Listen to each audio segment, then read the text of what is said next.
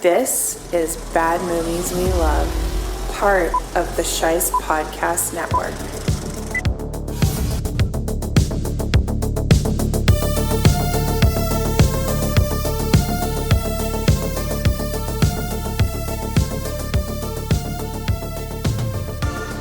Oh yeah!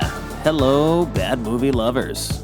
I am your host, Nick Sheist, and it is great to be back with you for another episode of Bad Movies We Love. If you're listening to this, you are the Resistance. And the Resistance is growing because I just got a new donation from Sharon. So thank you, Sharon, so much for helping me keep the lights on and for providing stuff like music for this show. You can be like Sharon and go over to ko-fi.com. That's ko-fi.com/badmovieswelove. And if you're not in a position to donate, that's completely understandable. But if you still want to help the show, you can subscribe on your podcast platform of choice and give the show a rating, like our movie friend Seth. He graciously took the time to say, very entertaining show that dips into the forgotten, the strange, and the bad. Nick guides lively discussions that never meander into boring territory. Check it out. Thanks, Seth. And we're going to get into one of those lively discussions right now. I was joined once again by my brother-in-Morbius. Sean stopped by to talk about the fueled-up 80s madness that is Stephen King's Maximum Overdrive.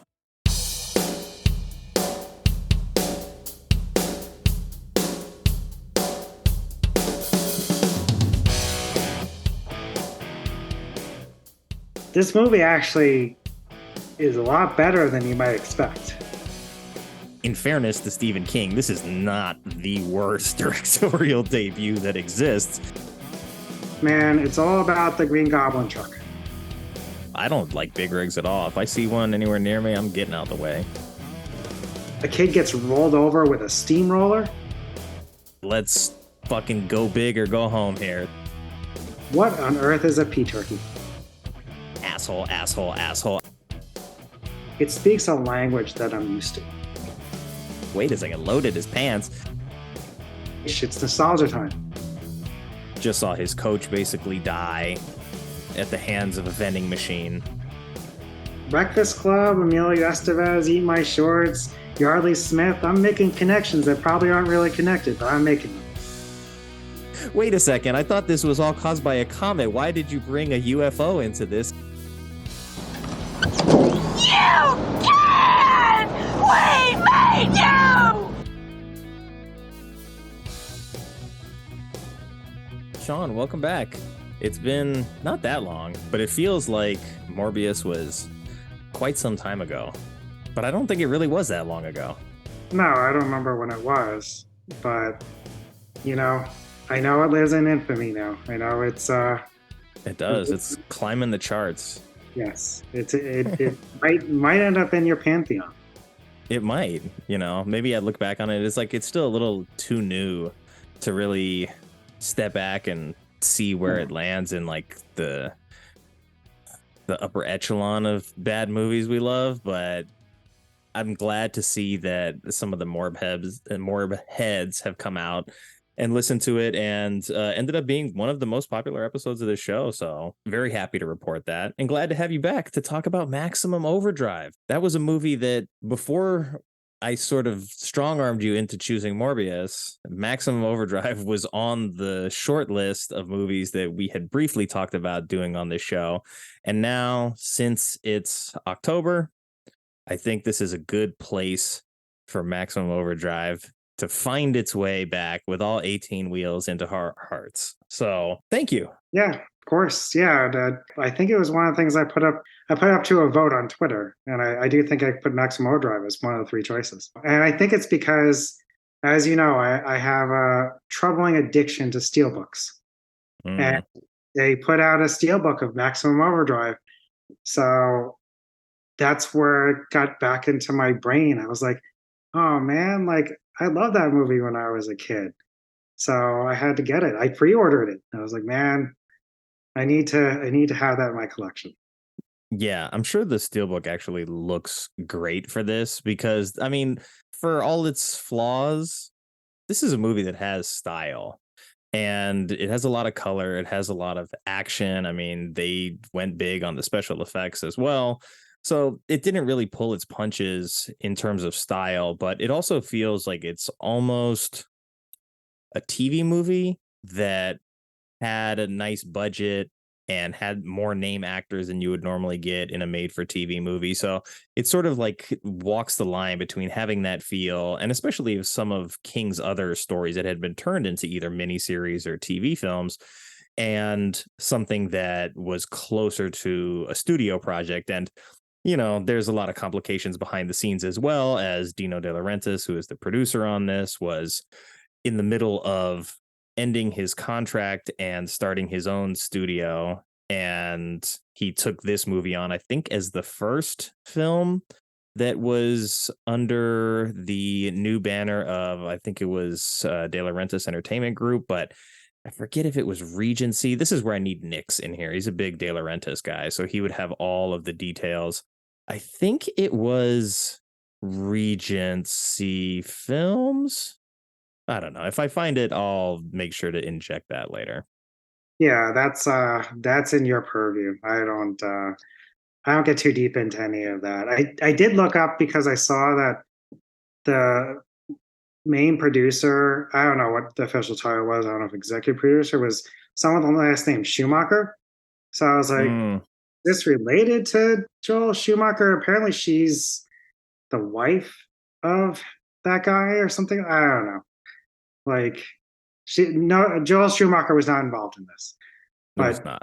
no, but It seems very Schumacher-y, though. yeah. Like I had to at least Google that to see if that was a connection, but it was not. Uh, So The name of the production company was Embassy Pictures, that he bought and then turned it into De Laurentiis Entertainment Group, and he distributed this film himself. So that's how you get out of a contract dispute, is you buy the company that you're arguing with and turn it into your own company, and then you can do whatever the hell you want. So points right. for Dino. I think this is maybe the second or third movie. I know King Kong for sure was De Laurentiis, but it seems like ever since that King Kong, movies have popped up where all of a sudden I see Dino De Laurentiis. I'm like, wow, I'm like, he produced this one too. So it's kind of cool to do another one within not maybe the same universe, but the same sphere, and to see some of that connective tissue. I've done multiple Verhovens on this show now at this point as well. So it's always fun to sort of look at things with a little bit bigger, or at least a smaller piece of a larger whole, I should say. And with Maximum Overdrive, I don't think I've done a Stephen King movie on this show yet. But if we're going to do one, we might as well do the one that Stephen King adapted and directed himself, and then got coked out of his mind and was like, yeah, let's fucking go big or go home here. So I'm glad that it's Maximum Overdrive. I love this movie as a kid too, and I saw it probably way too young.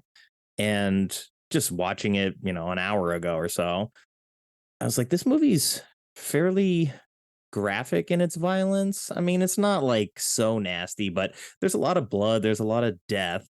So I want to know, like, what age were you when you saw this? And like, was this something that was on your radar as a kid, or is this something you went to theaters for?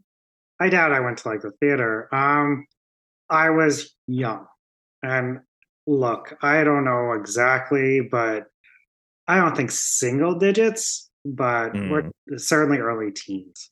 I'm an only child. My parents were very open minded when it came to the movies I was allowed to watch. I definitely watched movies that were not appropriate for my age. My parents, so I would go to the library and pick out movies. And if I picked out R-rated movies, like the librarians wouldn't let me take it out of my card. My parents would take it out of their card. They were aware. Like, do you know what I'm saying? My father would show me movies yeah. that I turned out fine. I think I'm pretty well adjusted. I guess my parents didn't see much shame in, especially sex and nudity. Like I'll tell you, my grandparents went to see Eyes Wide Shut in the theater. Like, and that's my grandparents now. Hey, good for them. So like it definitely like that's how people have different upbringings. And my upbringing was to not be like, I remember like seeing Child's Play single digit age. Yeah, me too. So, and again, I turned out fine. So for me, like I'm gonna start out by saying like, man, it's all about the Green Goblin truck. Like Mhm. I think as a kid, I saw that truck. I thought, man, that's the coolest looking truck ever, and it's driving itself. Like it looks. You see how that can trigger a child. That truck can just trigger a child's imagination. Oh yeah. And Definitely struck fear in my heart for many, many years. Still, I don't like big rigs at all. If I see one anywhere near me, I'm getting out the way. yeah, so I just thought it was cool. I think I just thought it was cool. I just think that and like the flatbed machine gun truck. Yeah. Those two things just turned me my imagination wild. I thought that it was great. So I don't know. Maybe I was just somehow a secretly violent kid or something like that. I don't know. I think it's totally okay to like explore things of a violent nature in a safe space. I mean, we've talked about horror movies in the past and sort of what that does to your psyche, but I think the thing that a lot of people like about horror films, and myself included, is that it gives me a safe space to engage in something that is going to scare me, but I know that when the movie ends, like I can leave that behind. And it's like I like people go to Halloween horror nights and all these things, you know, haunted houses and haunted mazes and all these things that intentionally invoke this fear, but it's in a controlled, safe environment where it's not really going to hurt you. Yeah, and I mean, as you know, I think you know me well, like my preferences well enough to understand why this horror movie is my up my alley because it definitely doesn't take itself seriously. Nope. Like, you know what I'm saying? Like it's like I've seen people describe it as campy, Yeah, very much so. like it's there. And the other thing is that like there's, good people to root for and some assholes that get what's coming to them.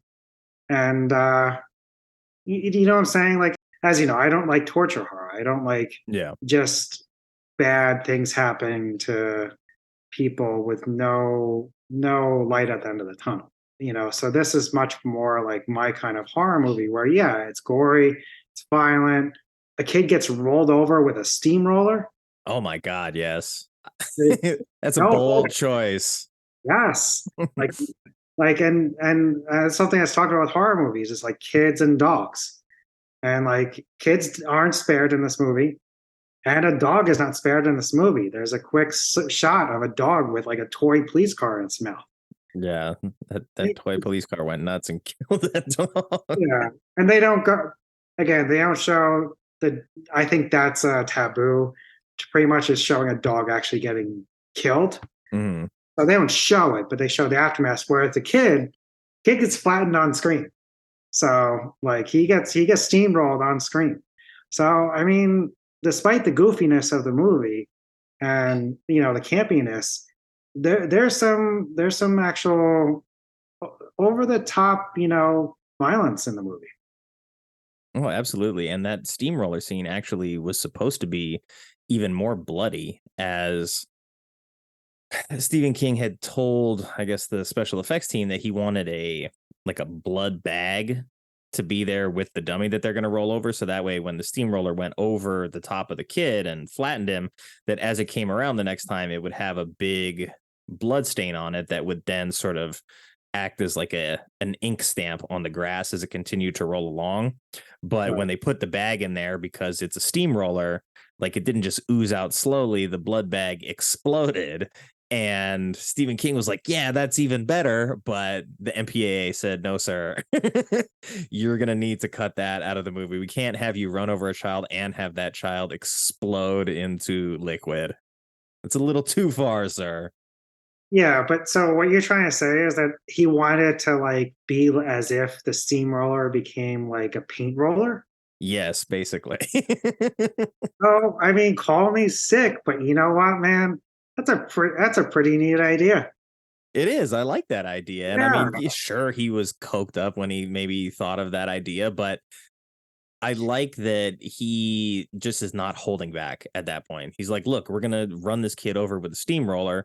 We might as well have it be like bloody and like real, because otherwise, like, if we're not if we're not going to take the time to actually like show the consequence or like show that these machines are capable of killing a kid and a dog and whatever, then you know that, hey, the kid who is, I guess, like the main kid is Yeah. safe from danger. So it's like, okay, we can't do that. So you have to sort of like have a combination of different people getting killed in the lead up to the standoff at the gas station that lets you know that like really nobody is safe here. Any of these people can get killed, and a lot of them do. Yeah, I mean, you need stakes. You need like yeah. And I did find there's reasons for elements of the story that do pay off. Like it isn't random. Like it's I again like I'm not intelligent enough or knowledgeable enough to talk about Stephen King, the director, and his abilities as a director. I know he was up for Razzies or whatever. Mhm. It's the worst director of the year, which apparently Prince won instead. But like That's good company. That's another really good creative person in that yeah, category. of course. And like I felt like the movie, flowed well. It like everything seemed shot well. There's one scene I'll actually point like I think the whole sequence, you mentioned the kid, where Mhm. the kid is riding his bike through the neighborhood. Yeah. Even that little sequence of him riding his bike through the middle of the street and the sprinklers going off, one by one as he passes them. I don't know. I mean, like that had to take some sort of, you know, ability to, figure out the shot and figure out the camera angle. I can't speak intelligently about this. You're probably better, but you know what I'm trying to say? Like, it took some framing of the shot. Yeah. There's Like, creativity, there's thought, there's planning that goes into all of that. Like you have to synchronize it. It's shot a certain way so that he's flanked by the sprinklers on both sides. And this kid is, of course, seeing all these machines freak out. So he doesn't know if like those are just on a timer and they're going off that way, or if these are the machines that are turning that on to like alert other machines that he's there. So it plays into what the movie is trying to do fairly well. And I think that whole scene through the neighborhood is one of the better scenes. And it feels most directly Stephen King in that it's got small town feel. You have a kid at the center of it. You're not really having anybody actively die, but you're doing a lot of atmospheric tension by having him go through the neighborhood and seeing all of the different levels of destruction that have been caused by the machines. And then you end it with a lawnmower chasing him. So it's like it camps it up a little bit at the end and like takes down the seriousness a little bit. But I think it benefits this movie by not being overly serious, because if you're going to be overly serious, like you get a very different movie here. Like a lot of the character archetypes have to change, because I don't think you can put this version of Emilio Estevez's character into a very serious movie. no, definitely not. Or that Bible salesman who was Right. like clearly played to be a buffoon. You know what I'm saying? Like, Sleazy buffoon as well. so I mean, what I want to say about that whole sequence before we move away from it is I think again, like I think the timing of that whole sequence in the neighborhood was perfect because most of the movie takes place at the truck stop. So it's very almost like I'm not going to call it like like a play, but it's just in this one location. And I think it was an effective way and maybe a low budget way Hmm. of seeing what's going on in the larger world outside of the truck stop, showing that this is not. You hear some radio broadcasts and stuff, news broadcasts, but you can see that like, I mean, that neighborhood is silent. Like there's nothing Yeah, going on. Like everyone's dead. And like I think it has an apocalyptic feel for that sure. is actually a little, pretty like effective. I mean effective in like not a chilling, but like just like, oh, like this is what's happening in the whole world, not just in this truck stop. And I think it needed something outside of the truck stop to show, the stakes at hand. That this isn't just these people that are, being threatened. The whole entire world is being threatened by this, and it's very chilling, like I said, and kind of like I can't really. I'm just getting this thought in my head now, but it's kind of similar to the Mist, where like in the Mist, like it takes place in this one Yeah, the level grocery store, store. Hmm.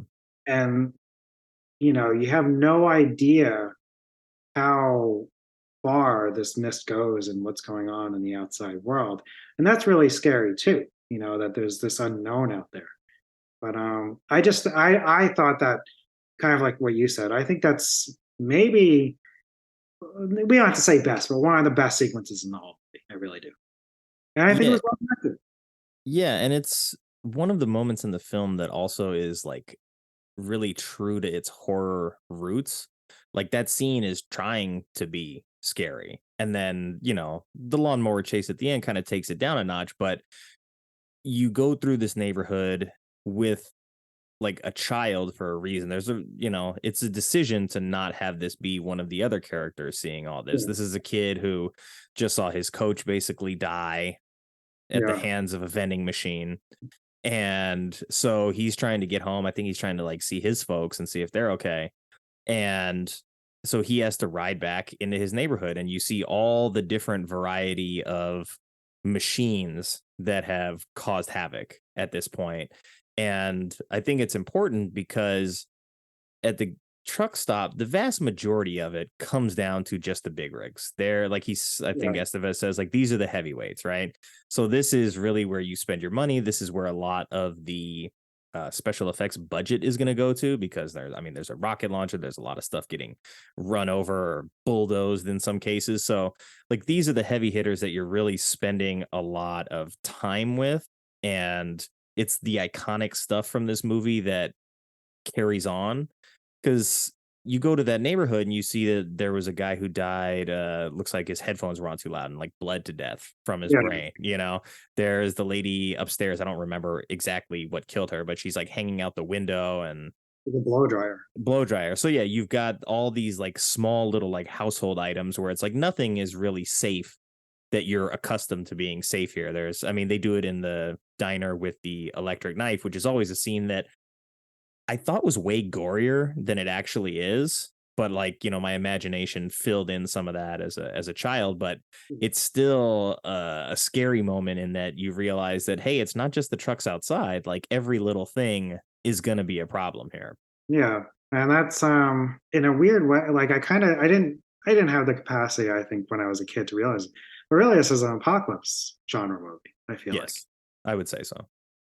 So, and I think that's why that scene was effective. And so I mean, the thing with that boy, like I don't know what he was in it, but eventually, like he realizes he needs to go find his father.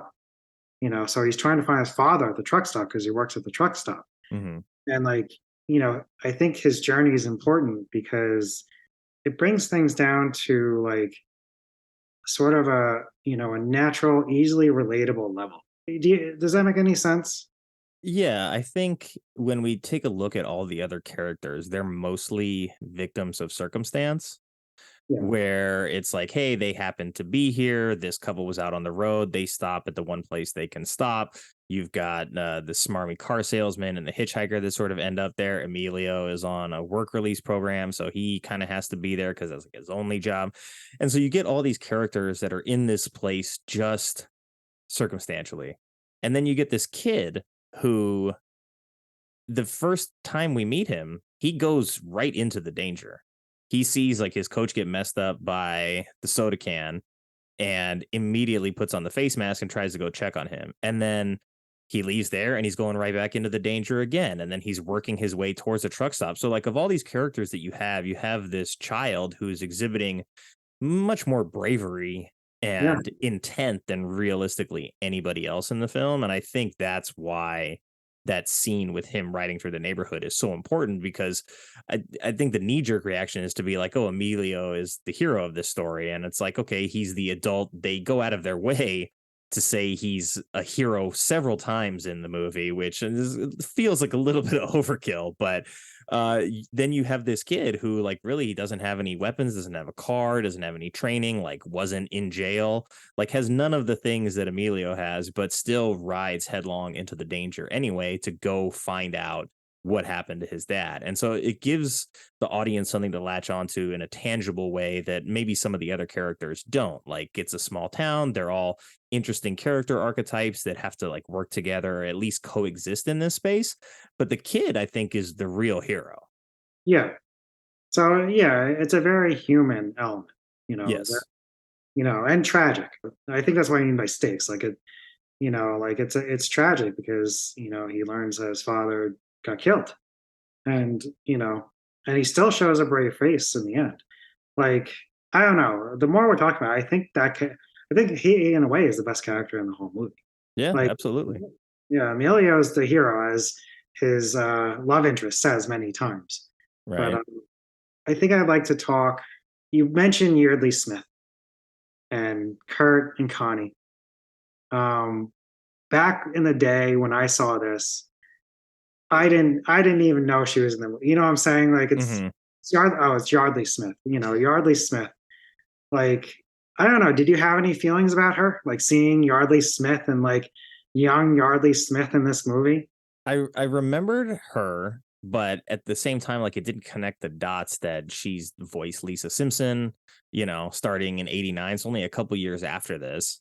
She goes on to do one of the most famous voices in all of television for, I mean, look at it, what is it, 30 plus years now?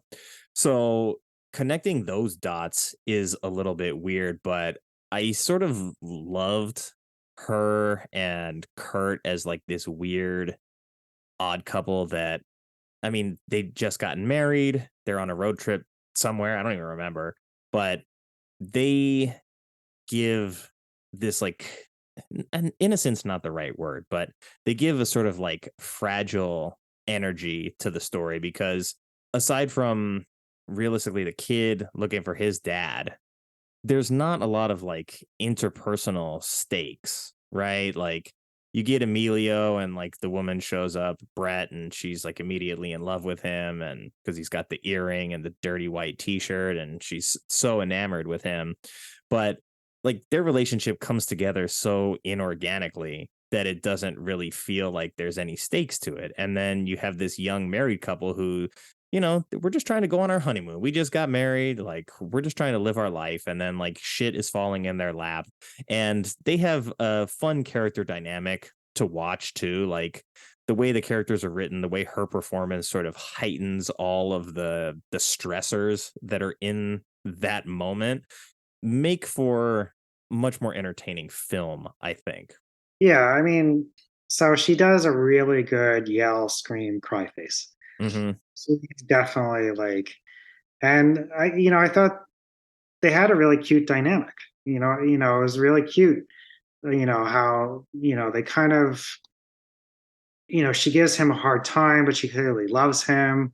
Like at some point, I feel like she's almost, at first, it seems like she's almost like the badass of the couple because like I feel like she made a couple of digs about how she should have driven instead of him because she's going to be the crazier driver.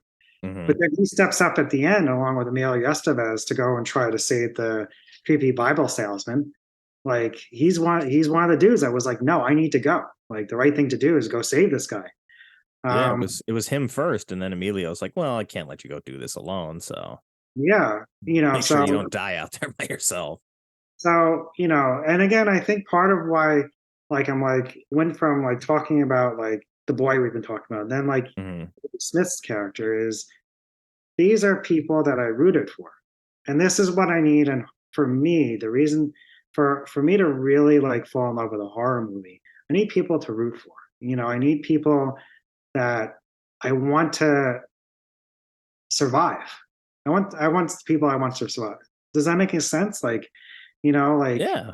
You you of know, course, you wanna cheer for something, like, you don't want the character that you like to die, and that's a fine line to walk as the creatives. Like, do you risk killing the person that the audience has invested in? But I think more to your point that, like, these are characters that are atypical hero archetypes. mm, Like, Emilio, they try to make him look like, a particular type of guy. He's got the haircut, he's got the scruff, he's got the earring, he's got the white shirt. Like, he meets this girl and she's immediately all over him, and she goes out of her way like, oh, you're not just like a hero on paper, you make love like a hero too, or whatever dumb shit she said to him. I was like, what? So they work really hard to tell us that Emilio's the hero, and he still does the hero stuff. Like he shows bravery, he goes out in those moments, he wields a gun, he does all of the things you would expect of the hero in all of these other movies, but he's not the character that I'm really ever cheering for in this No, movie. no, and I mean, look, I wrote my notes, man. If I was Brett, I'd be chatting up him too.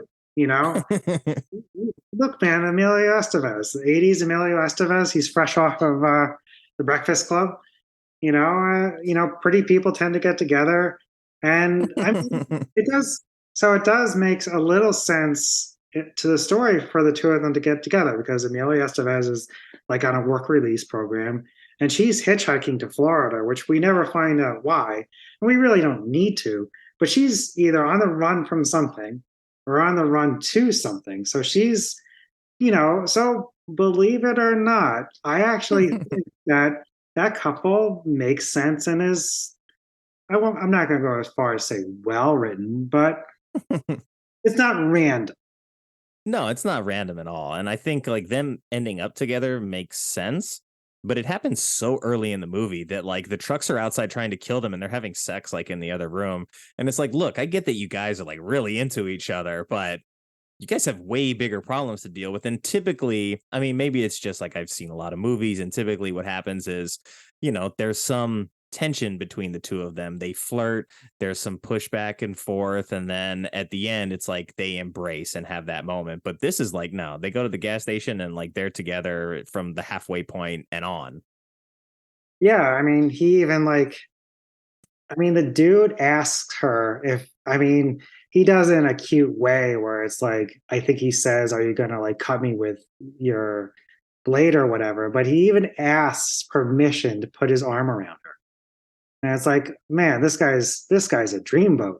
Like maybe, look, man, hey, if you were Brett and you had a guy like Amelia who was even respectful enough to ask permission, I don't know, you might fall into bed with him too pretty quickly, So, like, I don't know. I do feel like it is like a genre thing though. Like it's the apocalypse, So people Yeah. do crazy things really quickly when they think they might die very suddenly. Like so maybe like that's their motivation. They were like, we don't know how long we're gonna live. We're two pretty people. We might as well do what pretty people do and have a little fun. So then that reminds me of Hendershot. So we've got Hendershot, and Hendershot's the big boss, Hmm.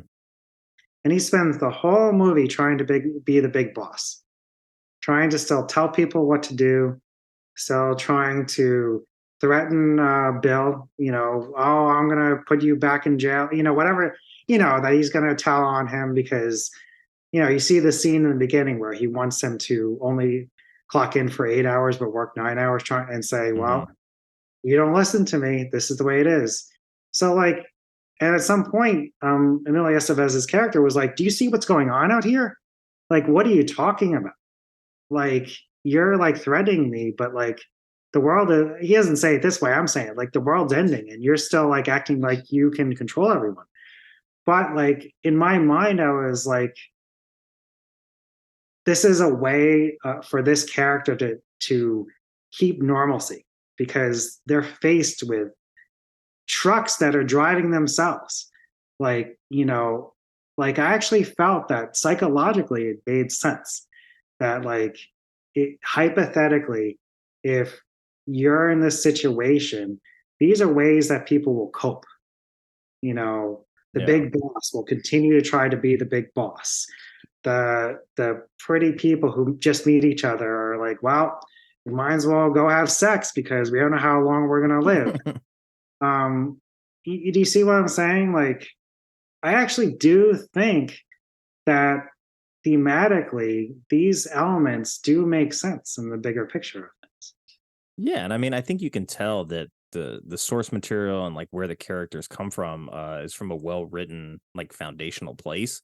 And Pat Hingle, who plays Hendershot, the great Pat Hingle, he when we meet him is accustomed to like having power, having leverage. He Right. is the leader, more or less, in this environment. And then as the situation changes, like his leadership no longer matters, and him losing that makes him want to cling to it more. But it heightens the difference between the character that he is and the character that Emilio is. As opposed to Hendershot. I mean, the dude has a stockpile of weapons. He does. He's got a lot of guns and some bazookas. Let me ask you a question about. So Stephen King is from Maine, famously. Hmm. This takes place in North Carolina. Do you feel like there's some poking fun at the Southerners in this story? I mean, I wouldn't be surprised. Um, King strikes me as the type to not have an issue doing that. So I can definitely see your point there. And, you know, if he really was like super coked up when he wrote the book too, like it may have all been intentionally done to sort of make fun of that. But at the end of the day, like it's still the same kind of like small town story that he typically tells in other Northeastern locations. And still, you know, you got the kid and the baseball team and the neighborhood and the local diner, everybody gets together. So I think it hits a lot of the familiar points. And maybe this particular character is the example of like the thing that he likes the least about the Carolinas. But oddly enough, this movie takes place in North Carolina, was filmed in North Carolina. Weekend at Bernie's, which I just talked to Vanya about this morning, uses North Carolina as the Hamptons. So surprisingly, I didn't think the two movies had any kind of connection whatsoever. And then I'm like, wow, they're both North Carolina movies. What are the odds of that? Well, I will share with you. Funny enough, my closest friend. We're not going to go into this on the podcast, but he just told me that he's going to be moving to the eastern coast of North Carolina. Oh, wow. Like Shocking. literally just told me on Saturday. Isn't that weird? Yeah, you Like, said he was moving. I didn't expect it to be North Carolina. There's something in the universe that's drawing us to North Carolina right now. yeah. So look, in the future, I certainly will visit my friend. He's right by the water. So yeah, like so I definitely like that actually colored a little bit of what I was looking at because you know it was shot in North Carolina. So I was like, oh, I guess that's what North Carolina looks like. You know, it's nice. Yeah. But yeah, I mean, just like his name is Bubba, and like he's got a stockpile of weapons. You know, he's got. And then you've got the traveling hypocritical Bible salesman Yeah. carrying.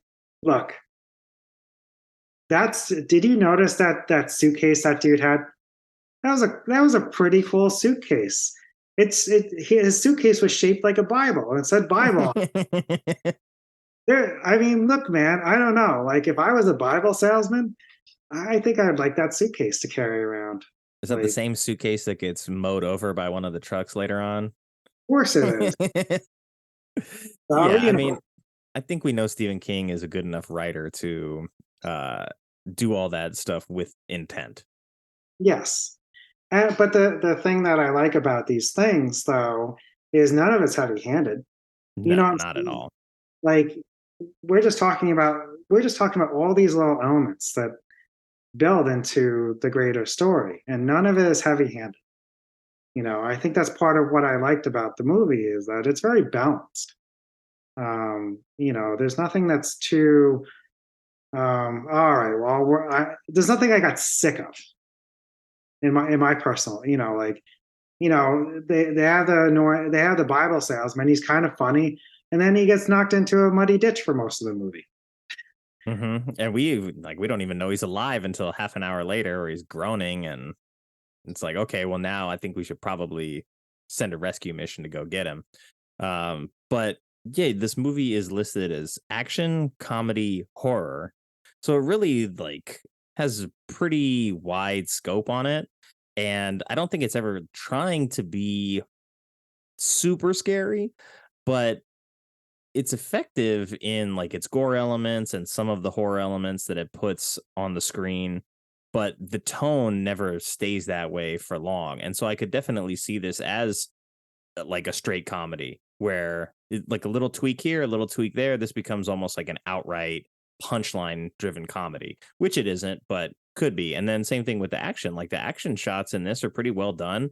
They have some real good pyrotechnics being done here. They use a lot of good like squibs for the machine gun, and like people get really messed up in it on the other end of that machine gun. So I feel like it was money well spent in good areas to sort of cover all your bases. And maybe if you're Stephen King, you're so well known for horror, and that's kind of like what has made you famous and made you rich and given you the opportunity to make this movie. Maybe you're like, hey, I want to do something my way, do it differently. And hey, maybe the drugs had a lot to do with it, but at the same time, this is still a guy who's finally having like full creative control over one of his projects, which he hasn't in the past. So I appreciate that. And I like that it isn't a narrow lane that this movie is in. I like that it does a lot of things, and maybe some people would say it doesn't do any of them that well. And maybe that's what we'll get to when we take a look at what the critics say later on in the show. But I think right now is a good time to hit the Wayback Machine and take a look at the trailer and see exactly what this movie was going to tell us about itself back in 1986. Before we get to that trailer, it's time for a quick word from our sponsor. Do you want to make love like a hero? Well, now you can thanks to Maximum Sex Drive. This over-the-counter medication for premier sexual performance comes in convenient, quick-dissolve capsules that can be taken orally or rectally. It's completely natural and made with all organic maca, ashwagandha, that classic horny goatweed, Siberian and Asian ginseng, fenugreek, ginkgo biloba, pistachio powder, beet extract, and a dash of cayenne pepper to add some extra horsepower to your pecker. Next time you stop to pump, consider the hump. You'll thank me later. It's the best gas station dick pill that money can buy, and you can find Maximum Sex Drive exclusively at Dixie Boys locations nationwide. And now, back to the show. Let me get a hold of that. There we go. You see that? I can see, yes. All right, let's see. And there you go. De Laurentiis Entertainment Group. Wow. And then Giancarlo Esposito, who I just put up in the movie game the other day. Who was driving it? I don't know. It's coming after us! What is going on? I don't know! You want a war? You got one. I love it. Bubba just puts a loose missile into his pocket as he's one-handing the bazooka in the other hand. Please don't let us be in the dark! Help me!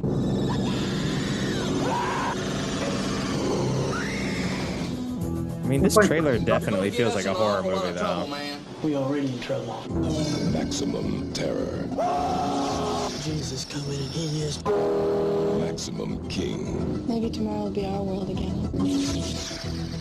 Dino De Laurentiis presents Stephen King's Maximum Overdrive. Close this trailer out with an explosion. That's how you do it.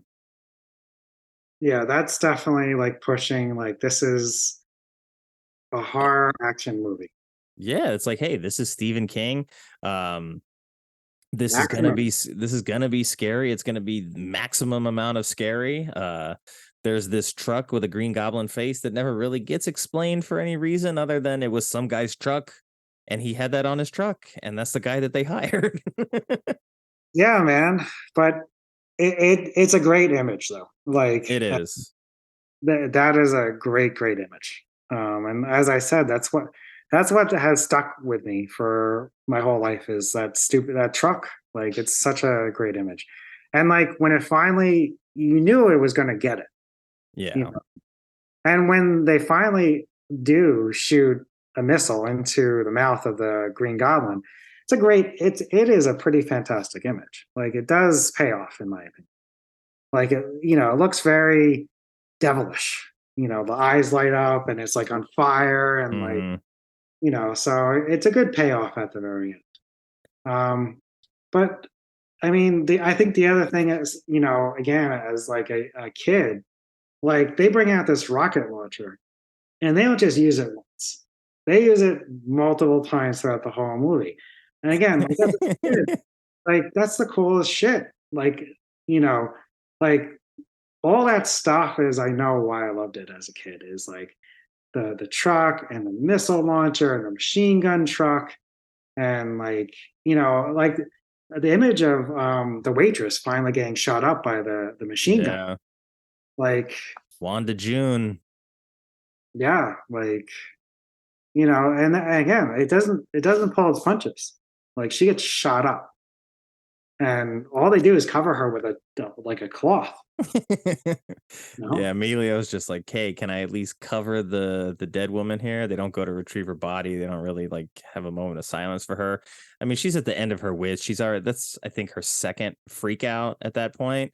But you talk about that bazooka, it's like the village bicycle. Everybody got a turn with the bazooka. And she too, in her death scene, she gets shot up and then one hand launches the bazooka, kills another truck. So she at least gets to go out in a blaze of glory. I don't know how she accurately aimed that thing while getting shot up by a heavy machine gun, but hey, credit to her. She got to take one of them with them when she went. That's right. And yeah, the kid, so I don't remember. So another thing that I liked, kind of one of those small town iconic images is when the kid's again riding his bicycle through the town, the residential town area, is the ice cream truck. Yeah. And that's was it Mighty Tasty something ice like cream? So who ends up shooting up the ice cream truck? Is it the kid? It is Brett and Bert, I think, run into the street and shoot it up. Not that I'm gonna try and outthink Stephen King. Maybe the kid should have shot up the ice cream truck.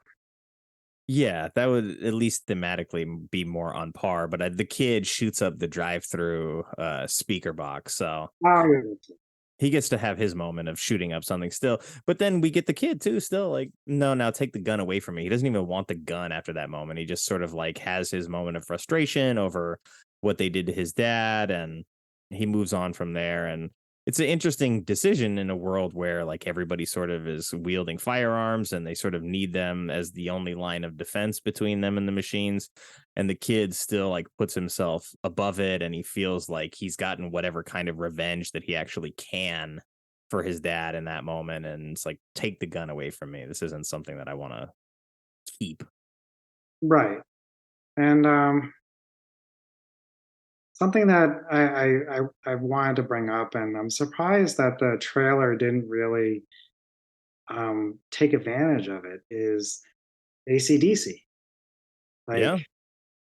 and I mean, look, I like AC/DC, but like, like I feel like I read that this kind of might have revitalized their career at the time, because like you've got, um, they have Hell's Bells. Hell's They, Bells, for those about to rock. yeah. There Who was made an original that they recorded for this. Who is Who or something like that? Who? Who Made Who? That's right. And what's the end credit song? That big famous song of theirs. It's not Thunderstruck. There's another movie, or excuse me, there's another song on the front end, and then another song on the back end that I don't really remember. That's right. Yes. Yeah. The like I still remember that video for that, like from watching the video for that as a kid. So, but like even like forget like even like the big AC/DC songs. Like I think they did all the music. Like, and I thought it was I thought it was really effective. Like I think it fit the movie. You know what I'm saying? And it like it's kind of like it also like tonally like added like not like it made it fun. You know what I'm saying? Like it's 100%. a fun kick-ass rock band. So the scenes, more actiony scenes where AC/DC's music came in, like it really fit the movie real well. And it made it like fun and exciting. And it made it different too, because there's moments in the film where in a horror movie you would typically pivot to like whatever horror music you want to use to sort of push the emotional cues in that direction. Like, you're supposed to be afraid here. But in this, like, you get a lot of those needle drops for AC/DC, and it's like, you're not supposed to be afraid here. You're supposed to be rocking out and having fun here. And so I love that about this movie. And it's not something that is super common for horror films to sort of steer you away from the thing that is supposed to be scary. So I love that. But I also love the original score for this as well, because for me, it feels like the Psycho music, but played by somebody with like an electric guitar and a really loud amp, because you still get that kind of like but just turned up and electrified. It really gives some strong horror vibes, and I think actually points to like a movie that's very important in horror history, and sort of borrows from that, but still kind of makes it its own thing. And then it uses a lot of the AC/DC to sort of fill in the gaps beyond that, in terms of like what you want the vibe of the film to be. And some movies are just vibe movies, and that's okay. Yeah, and like, so tonally, like, yeah, I mean, and even like during the trailer, they're like, Maximum King, like, Right. yeah, I mean, like, this is a movie that's supposed to, like, they want it to rock, you know what I'm saying? And I think rock and roll is brought up multiple times. Like, I mean, a character even says Hell's Bells. Like, actually, it's like, oh, Hell's Bells, AC/DC. And I think it makes the movie unique. Like, I don't think AC/DC's ever done anything like this for another movie. Like, so it's very like unique to have that kind of music in a movie, and it worked well and not feel like shoved in. You know what I'm saying? Or like tacked in. And that actually like explains sort of Emilio's character a little bit better, in that like, if you gave him a guitar, you could easily be like, yeah, this guy is in a rock band and he got arrested for drug charges and now he's trying to work his way back. So it fits like that persona of like, he's got the earring, he's got the style, he's got the attitude. He tells his boss to like fuck off or he's going to punch his teeth in. There's a lot of profanity in this movie that's hilarious. I wish I would have written more of it down, but like, adios, motherfucker. I don't know if that's the first time that it got uttered, but I know that there is that really, really strong drink that's bright blue that when I was sort of like starting to drink and wanted to get drunk for cheap out in Vegas, it's like, give me an adios, motherfucker, because it's like 5 different kinds of liquor. It looks like the water at a mini golf course. Like, it's going to get you messed up pretty quick. So I've heard of it. I've never had it. So I'm going to tell you. I've been a Jaeger guy most of my life. So if I want to get drunk, it's all you need is 2 or 3 shots of Jaeger and you're pretty good. So yeah. Have you had a Long Island iced tea? Of course. Yeah, okay. So that's it's basically an adios, but with like blue, I think blue curacao is in it, which gives it the color. You're asking someone that was born and bred on Long Island who's had a Long Island iced tea. Of course I have. I mean, well, it's like, I'm from California, and so it's like, do I eat avocado toast all the time? Like, no, but like, I've had it, so I know. You never know. So that brings up something I wanted to like. I went in a little deep dive.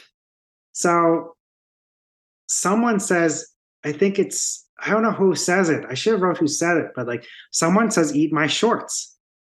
Yeah, I think it's Yardley Smith. Is it? Yeah, and then a couple years later, she goes on to voice Lisa, and maybe even brings that line to the table, or maybe she gets hired onto The Simpsons because of this film. That's what I'm wondering. And like, so I Googled I did like a 5-minute Google search. What was the first usage of eat my shorts? Mm-hmm. And the earliest I could see is that, and I do remember this because I watched The Breakfast Club this year again, a rewatch. Mm-hmm. And it was used by John Bender in The Breakfast Club, which was just a year before. So that was 85. This came out in 86. So I think those are the years.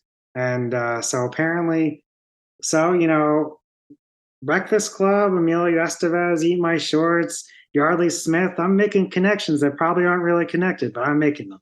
I mean, it seems like it's there, and I think it's also like if we see it in Breakfast Club, you get Bender, who's like the rebel in that story, right? Emilio's the good guy, or he's the track jacket, Letterman jacket guy. He's the athlete.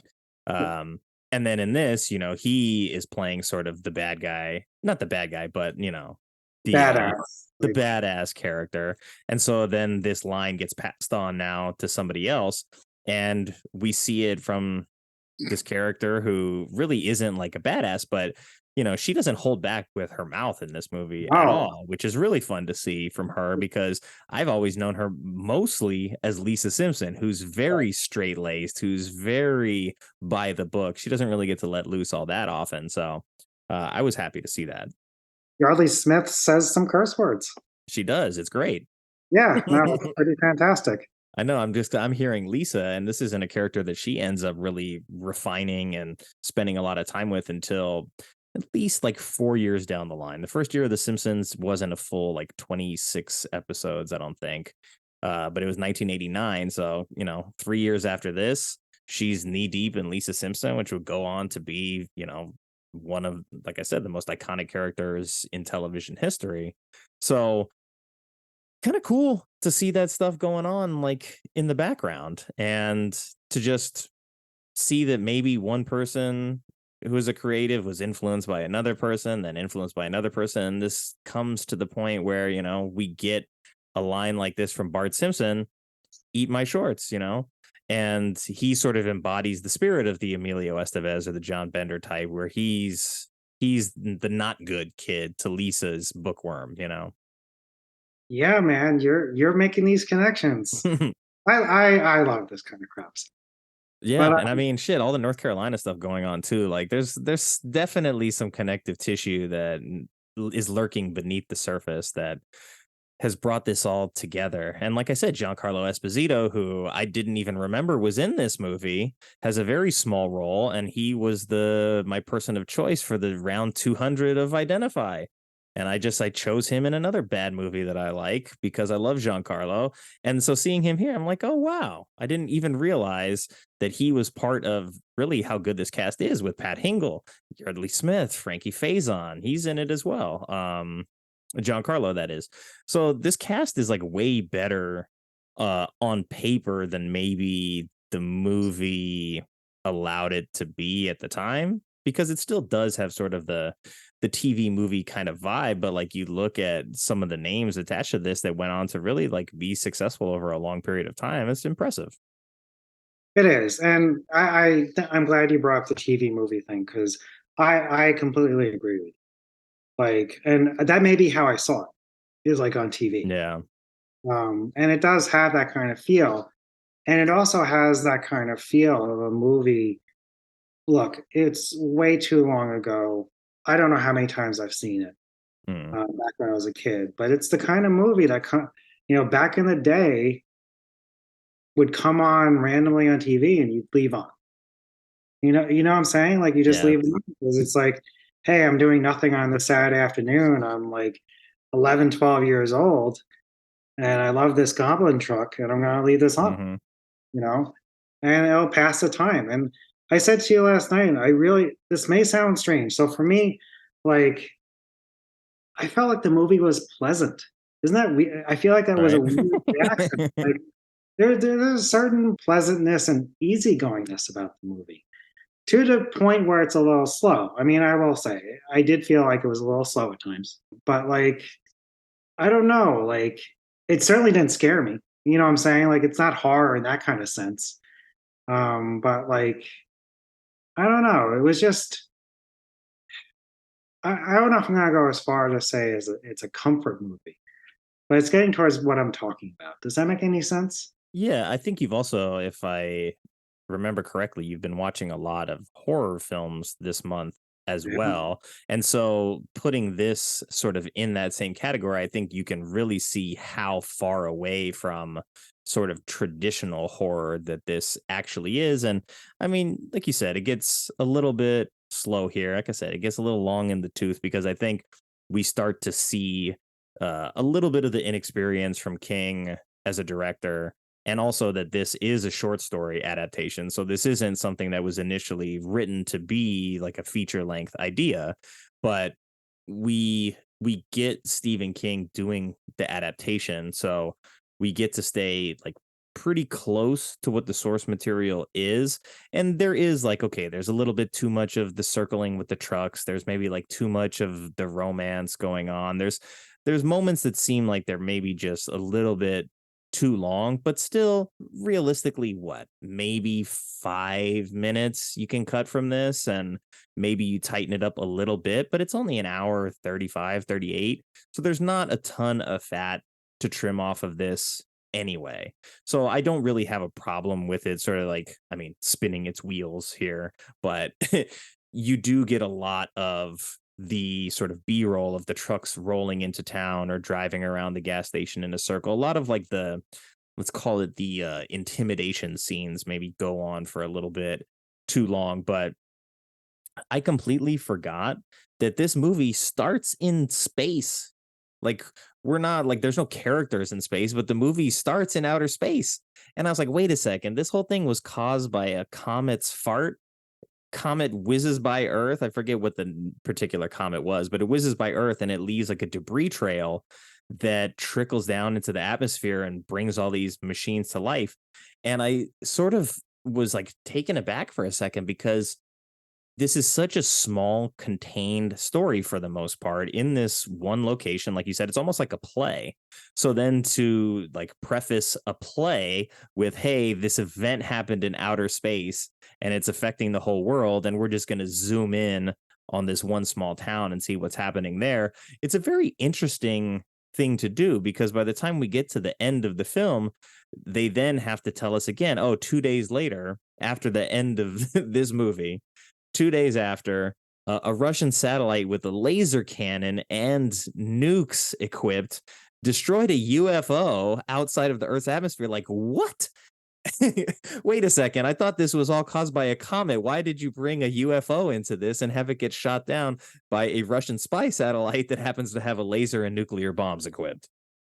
I don't know. I thought that I wrote funny dig at Russians at the time. I don't know. Yeah, like, it's the 80s, you know? yeah, like, of course, those Russians have some secret satellite up there ready to nuke us.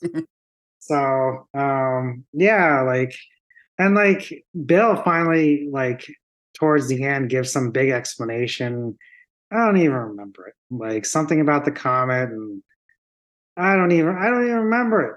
And like, Yeah, him and Brett talk, and she's like, "Oh yeah, well, it's supposed to like we're supposed to be out of the trail in 8 days, so if we can just survive for a week, we'll be fine." yeah, like, but you know, so technically, I think that's what makes this a quote unquote bad movie. You know what I'm saying? Like crap Yeah. like this. But like, I don't know. In a movie like this, I don't need more. Like, you know, I don't need some big scientific explanation. Postscript is fine. Like, yeah, Russians blew up some UFO. Everyone survived. Great. Yeah. 90 minutes, you know, 2 hours with commercials. I had a good time. Tubi to the rescue. Huh? Yeah. Tubi, yeah. Like, you know, so, and I think that's kind of one of, instead of like saying easygoing or pleasant, like I think it comforts. It's a comfort movie, you know. It's just something you throw on. It's gonna pass your 90 minutes. It's not gonna overstay its welcome, and you're gonna have a good time. And you know, this is similar the kinds of things I was saying to you about Morbius. I'm realizing this. 90 minutes. You're gonna have a good time. It's not gonna challenge you. Is it like you brought up during Morbius, like that weird bat catching thing that he was there an explanation for it? No. Nope. Do we need one? Nah, we don't really need Yeah, one. he controls the bats. Don't overthink it. Never. Yeah. So maybe I'm coming to realize that this this general thing is my idea of just a comfort movie. Just throwing this on, and I had a rough day at work, and like it won't like take too much of my time. I'll be able to go to sleep and be able to wake up fine the next morning for work. Maybe back in the day was wake up for school. Maybe this was on a Sunday night. School's the next day, and I watched shit get blown up by a rocket launcher. It's great. Yeah. I mean, they definitely knew that their pyro budget was big, so they went back to the well. They're like, hey, we don't even just have one bazooka. There's like several bazookas down here, so everybody gets to grab a bazooka. There's even spare rockets that we can just stick into our pants pocket. Like, that's not a pretty precarious place to put a explosive device, but I like that the movie doesn't really ask much of me as the viewer at all. It's Right. like, we're going to just give you what you need to know, and then it's going to be ridiculous. We're going to have some crazy dialogue in here. The guy, I think it was Bert, who says, I think I just loaded my pants after, like, I think they Yes. almost got hit on the highway. And I was like, wait a second, loaded his pants. So I started paying like much closer attention to the dialogue after that point. And I'm like, wow, some of the profanity in here is really damn good. I want to go back and just like see all of the like the best quotes from this movie, because there's some crazy writing of the dialogue here, and I really loved it. And it felt to me like more profane than the average Stephen King adaptation. And I don't know if that's because he wrote it, the adaptation itself, or if he was just like he said, he admitted being really coked out for this movie. So I don't know if he felt like all the profanity was a good idea and it really embodied like what the characters were, or if in the source material, this was something that he was pointing to maybe about his, I don't know, loose criticism of the Southerners, that like, oh, they all use a bunch of profanity. Because when I think of Stephen King projects, I don't really think of people like dropping the F-bomb very often, but it seemed like it made its way into this movie like quite a bunch. And so it felt different than a lot of his other stuff, but he's not the one adapting the vast majority of that other stuff to the screen. And I don't read Stephen King enough to know if he's like very profane in his novels. So I don't know, maybe someone, hey, if you're listening to this at some point in the future, email me. So I mean, so something I should say, and it's something that I forget.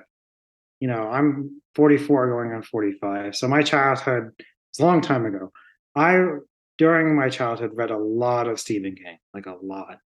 Like I've read The Stand, and like The Stand is over 1,000 pages, and it's one of my favorite books. I wrote I wrote I think this is from Night Shift, his short story collection, Night Shift. I read that, like, like The Mist. I highly recommend reading The Mist, because The Mist is an excellent story. But I was very heavily into Stephen King when I was a kid. That's probably part of why like this movie meant, like why it was important to me. Is because I was such a big Stephen King fan. I do like, it's crazy to realize, like, I mean, we talk about, the Shawshank Redemption. And I think there's probably people who don't know, but I think people forget that's a Stephen King story. Yeah. Like, arguably, of course, don't send any emails to poor Nick, but arguably the greatest or one of the greatest movies ever made. It sits at top of the IMDb 250. It's a Stephen King story. Mm-hmm. He's, I did a Stephen King double feature yesterday. I watched Carrie for the first time. Oh, wow. That's a good one. And, the reason why I didn't watch Carrie until this age, 44, is because that story is so in the ethos, so in history. Like, I felt like I knew the story. I will say this is not good movies we love, but yeah, did I know the story? It's a phenomenal movie and worth watching. Yeah, Carrie's amazing, right? Sissy Spacek, So good. like that whole prom scene will stay with me. I'm not just talking about the blood, you know. I'm talking about all of it, like leading up, like when things are going well for her, and then the aftermath. It's a powerful, powerful movie. That's a Stephen King story. It's his first. It was his first novel, The Shining. Yeah. You know, of course, it. Like what we bring up, The Shining. Shining is considered one of the greatest films ever made, and it's certainly one of the greatest horror films. That's Stephen King. Like, so what I'm trying to say is like Stephen King, you know, certainly deserves. I mean, to be in the, you know, considered one of the greatest American writers ever, in my Oh yeah, personal. for sure. And I mean, I don't know if he gets that kind of credit because of what he does. He does genre yeah. novels. I mean, he But, also did The Running Man, but that was under right. his pen name of Richard Bachman. So like Yeah. he's been a very versatile writer for a long time. And I can't remember if it was Carrie, but I think he like wrote the beginning of Carrie and threw it away. And his wife like picked it up out of the trash and she's like, no, you need to go back to this. Like, this is good. And so it's just interesting and weird coincidence. I had there's a podcast called Movies You Missed, and I've been friendly with them on Twitter for a while. And they play in the movie game, like we chat back and forth, but I had never really like gotten deeper than that. And V from the show reached out to me and she said that she had listened to the Congo episode, and I was listening to their episode on King, where I think the episode was called like King is King or something, and it was all Stephen King stuff. So they both brought Stephen King movies to the table, and then they both talked about all the different things he had done. And one of the movies they talked about was Maximum Overdrive and how coked out he was. So it was kind of weird to have it all come full circle, and now we're talking about Maximum Overdrive here on the show. Yeah. No, and I did think about The Running Man, and like, you know, that I watched The Running Man finally for the first time because you did an episode on it. And The Running Man is like, again, that's not a bad movie. It's an It's not. excellent movie. Like, it's truly an excellent movie and prescient, you know. So like, you know, Stephen King, you know, he's a great, great writer. And he deserved his shot. I think that's part of what I want to say. Like, yeah, it's his only directorial, you know, job, you know, but he deserved a shot, and I'm glad he got it. And it, Me too. you know, and I hope it was, even though he who knows how much he remembers of it, but you know, he got to make the movie he wanted to make, whether it's through his coke and alcohol addled mind or not. And you know, so you might be right that, man, Stephen King just wanted to drop some f bombs. Yeah, it's quite possible. I mean, we were introduced, oddly enough, to, I think he's the first character that we actually see in the movie. Yeah. He's the guy going to the bank. Yeah. As you walk up to the bank, it has a scrolling marquee that just says "fuck you," and I'm like, oh my god. I was like, that's pretty damn funny for Stephen King to just like be aware in a way that a movie like They Live was, where you're basically like acknowledging that both the consumer and the bank are very aware of the predatory relationship between the two, but we just have to accept it anyway. And he goes to the ATM, he tries to take out money, and he calls over his wife. He's like, hey, the ATM just called me an asshole. And then the screen's just saying asshole, asshole, asshole, asshole. I'm like, oh man. I was like, this is pretty smart, pretty funny. And that it doesn't like stay the course for the whole story, or for the whole film, I should say. But I love that was in there, and I love that we're introduced first to it through him as a character, because he always pops up in cameos. But even though this was his one and only film that he directed, he said that he doesn't remember a ton of it, but he wants to do something sober at one point. And so I hope, like, at this point, like, it seems like it's King time again. It seems like there's a lot of adaptations of his coming out again right now. There's just a new Pet Sematary. He did Mr. Hardigan's Phone last year, I want to say.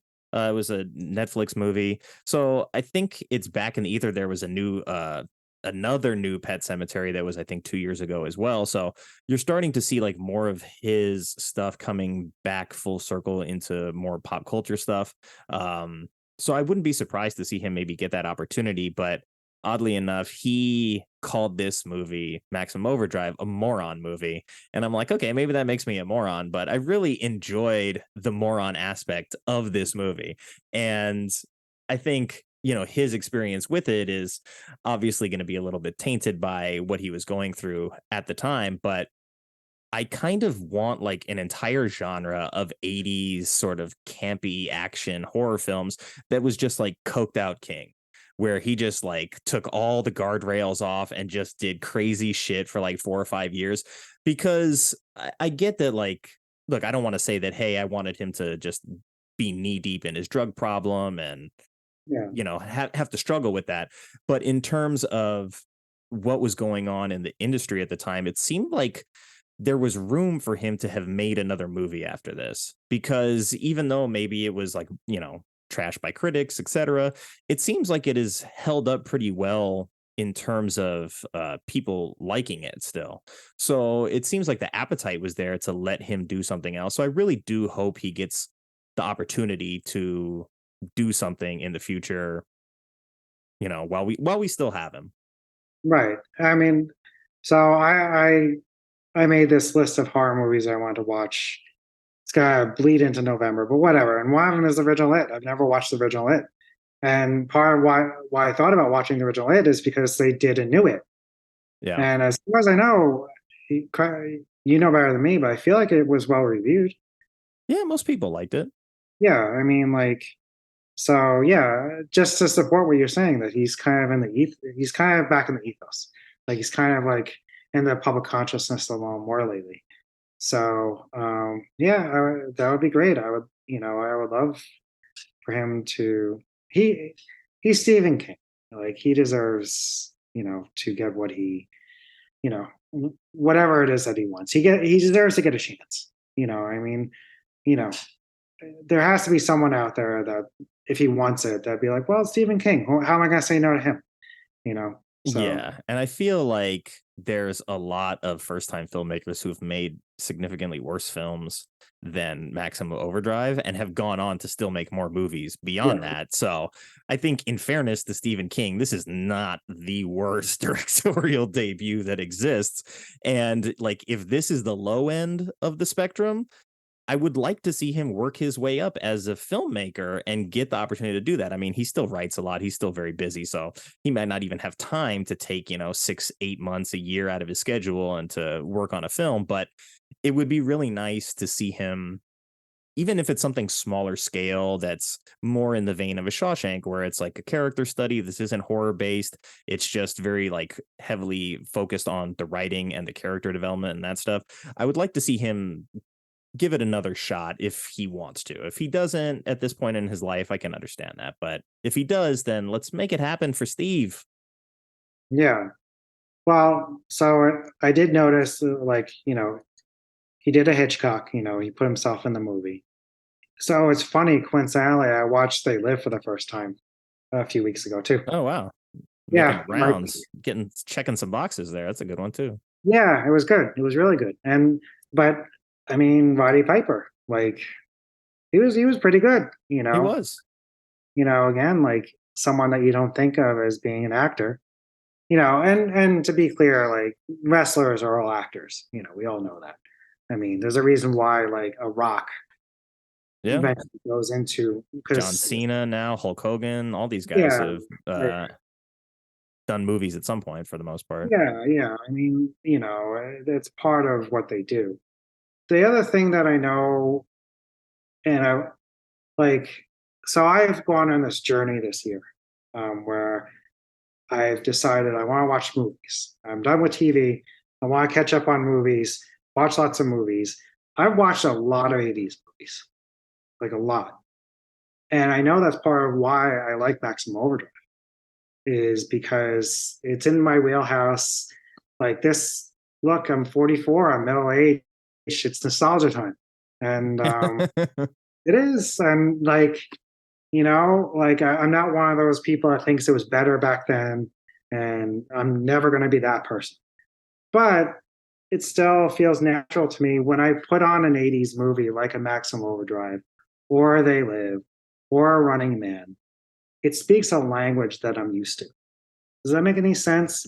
Yeah. Like the way it looks, the pacing, Mm-hmm.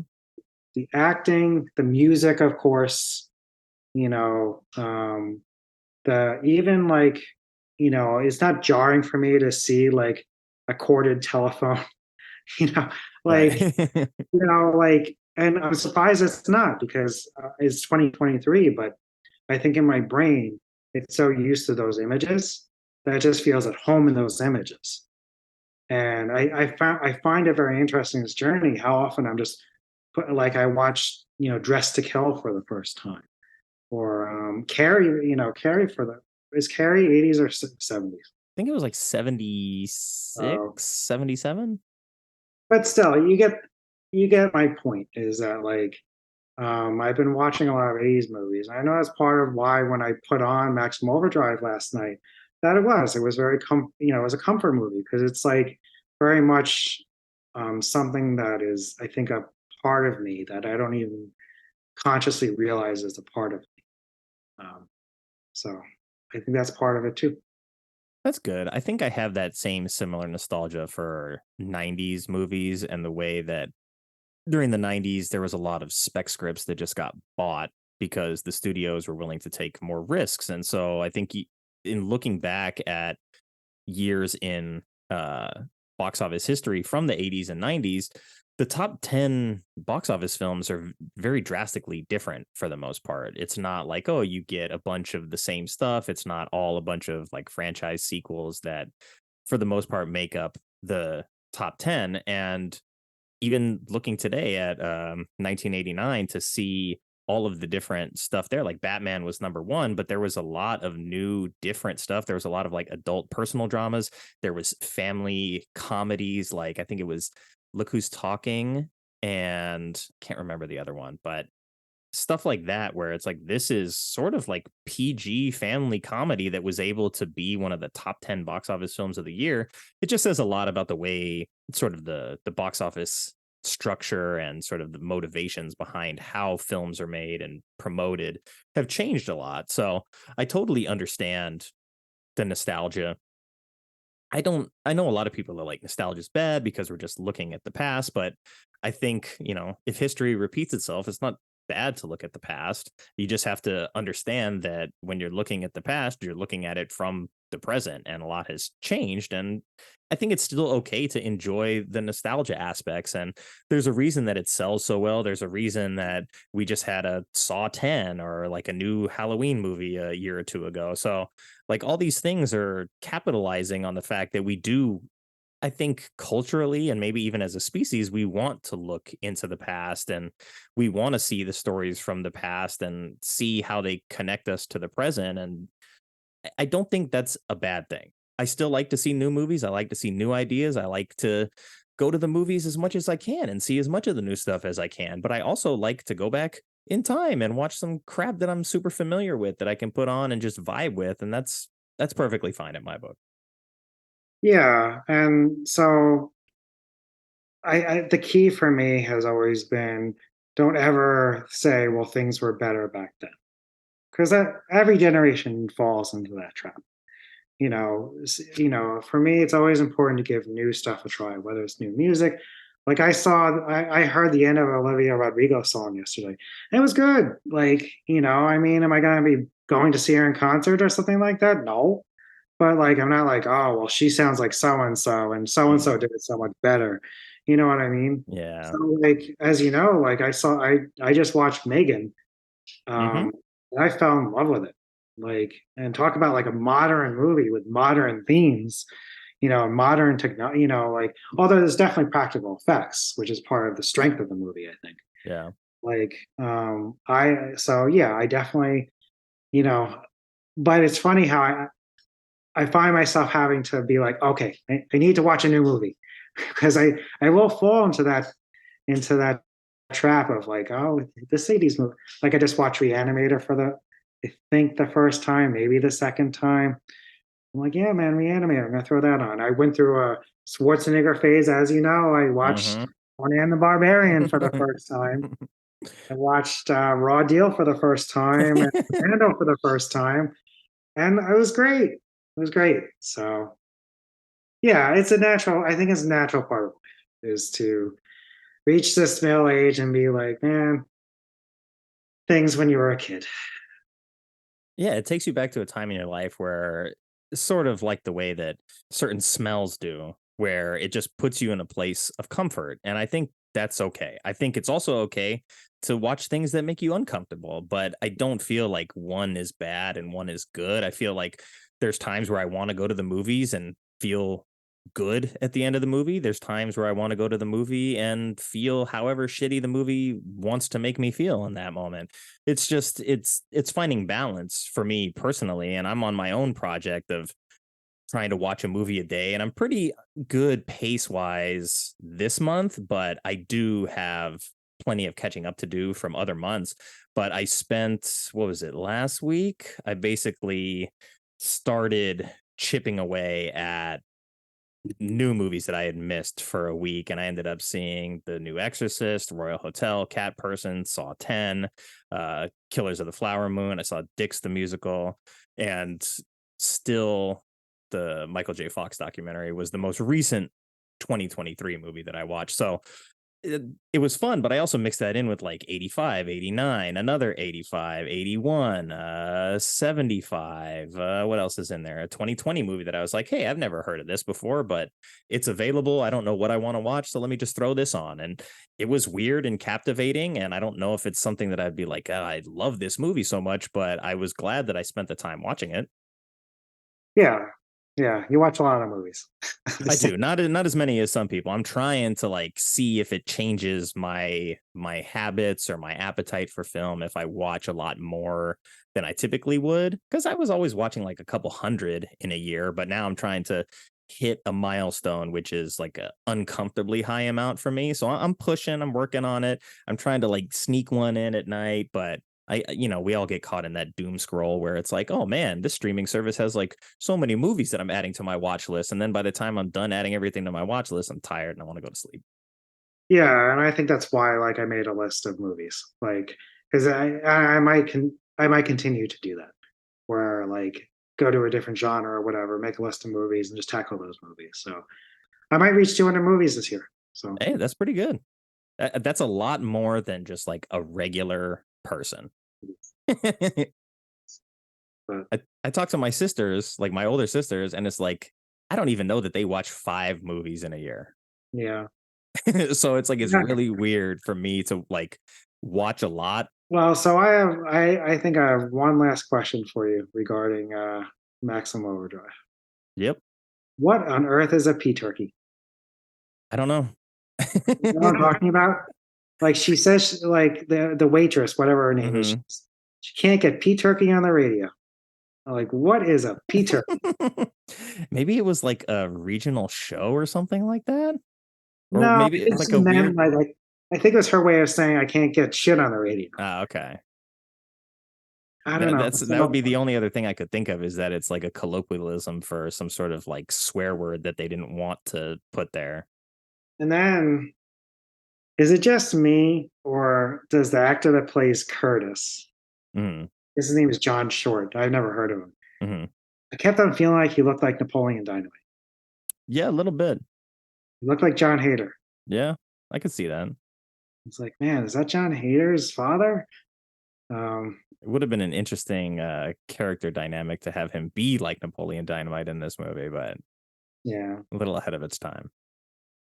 So is Napoleon Dynamite's not a bad movie, right? It's not like that doesn't qualify for No, bad movie. I would say no. I don't think so. And I don't think that there's enough numerical evidence to suggest that it would qualify for this show. But I mean, what did I do? I did Meet Joe Black, which has good user reviews and mostly mediocre critic reviews. So I think that's why we did that one on this show. But yeah, I never looked at that as a bad movie either. Wow. Speaking of numbers, You love numbers. no, like when you want to do, let's do Critics Corner. Well, yeah, we got to do trivia first. Trivia, okay. Yeah, I've buried the Sorry, I don't trivia mean so to- deep in this episode. All right, it's trivia time. Let's do it. Trivia time. I want to fill out a trivia quiz. Time for trivia. Well, there's some interesting like anecdotal questions that I built out of this. So, Really? number one, Stephen King's work on this film with Dino De Laurentiis led to the franchising of what other iconic horror film? I'll give you a hint. I think it's your favorite. Wait, is it? I think I heard you say that it was your favorite horror franchise. Evil Dead? Yeah. Oh, really? Yeah. So at the time that this was happening, I guess King was maybe friends with Sam Raimi and they were having trouble getting financing for the sequel. And because of King's relationship with De Laurentiis for this, De Laurentiis then financed the Evil Dead sequel that came, I want to say, a year after this movie. I didn't know that. That's really cool. So it was Dino De Laurentiis and Stephen King who helped birth the Evil Dead into a franchise. So they gave us Evil Dead 2. They gave us Army of Darkness. You know, that ended up spawning Ash vs. the Evil Dead, which is a fantastic TV show as well. Plus, we got 2 new Evil Dead movies coming in, since 2013. So Stephen King might be responsible for the success of the Evil Dead franchise. That's awesome. And again, like, sorry to beat a dead horse, but like, the reason why Evil Dead is my favorite horror franchise is because it doesn't take itself too seriously. Like, I mean, it's all about Ash. You know, Ash is such a good character, and you know, Army of Darkness, in my opinion, like, I'm not someone that gets wrapped up in these arguments, but is Army of Darkness really even a horror movie? I feel like it's just a comedy. You know? Yeah, it's like, what genre would that be? Like, it's a period piece almost. So like period comedy horror. So I don't know, maybe in the realm of like a young Frankenstein where it's not really serious, but semi-serious enough in certain moments. But really, like, that movie has a lot of fun with itself. I mean, Army of Darkness is my favorite one in the franchise just because of like what it is. It's like they're, you know, skeletons storming a castle and like, you know, the clone version of Evil Ash and all that stuff. I love that kind of stuff. So that's why that one's my favorite. But yeah, Bruce Campbell. yeah, exactly. Okay, question 2. As we talked about, AC/DC did the soundtrack for this film, but they only agreed to provide the soundtrack for the film after Stephen King did what?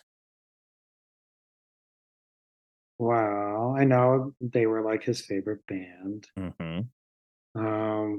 So I'm gonna take a guess because after the movie, I looked at the cast.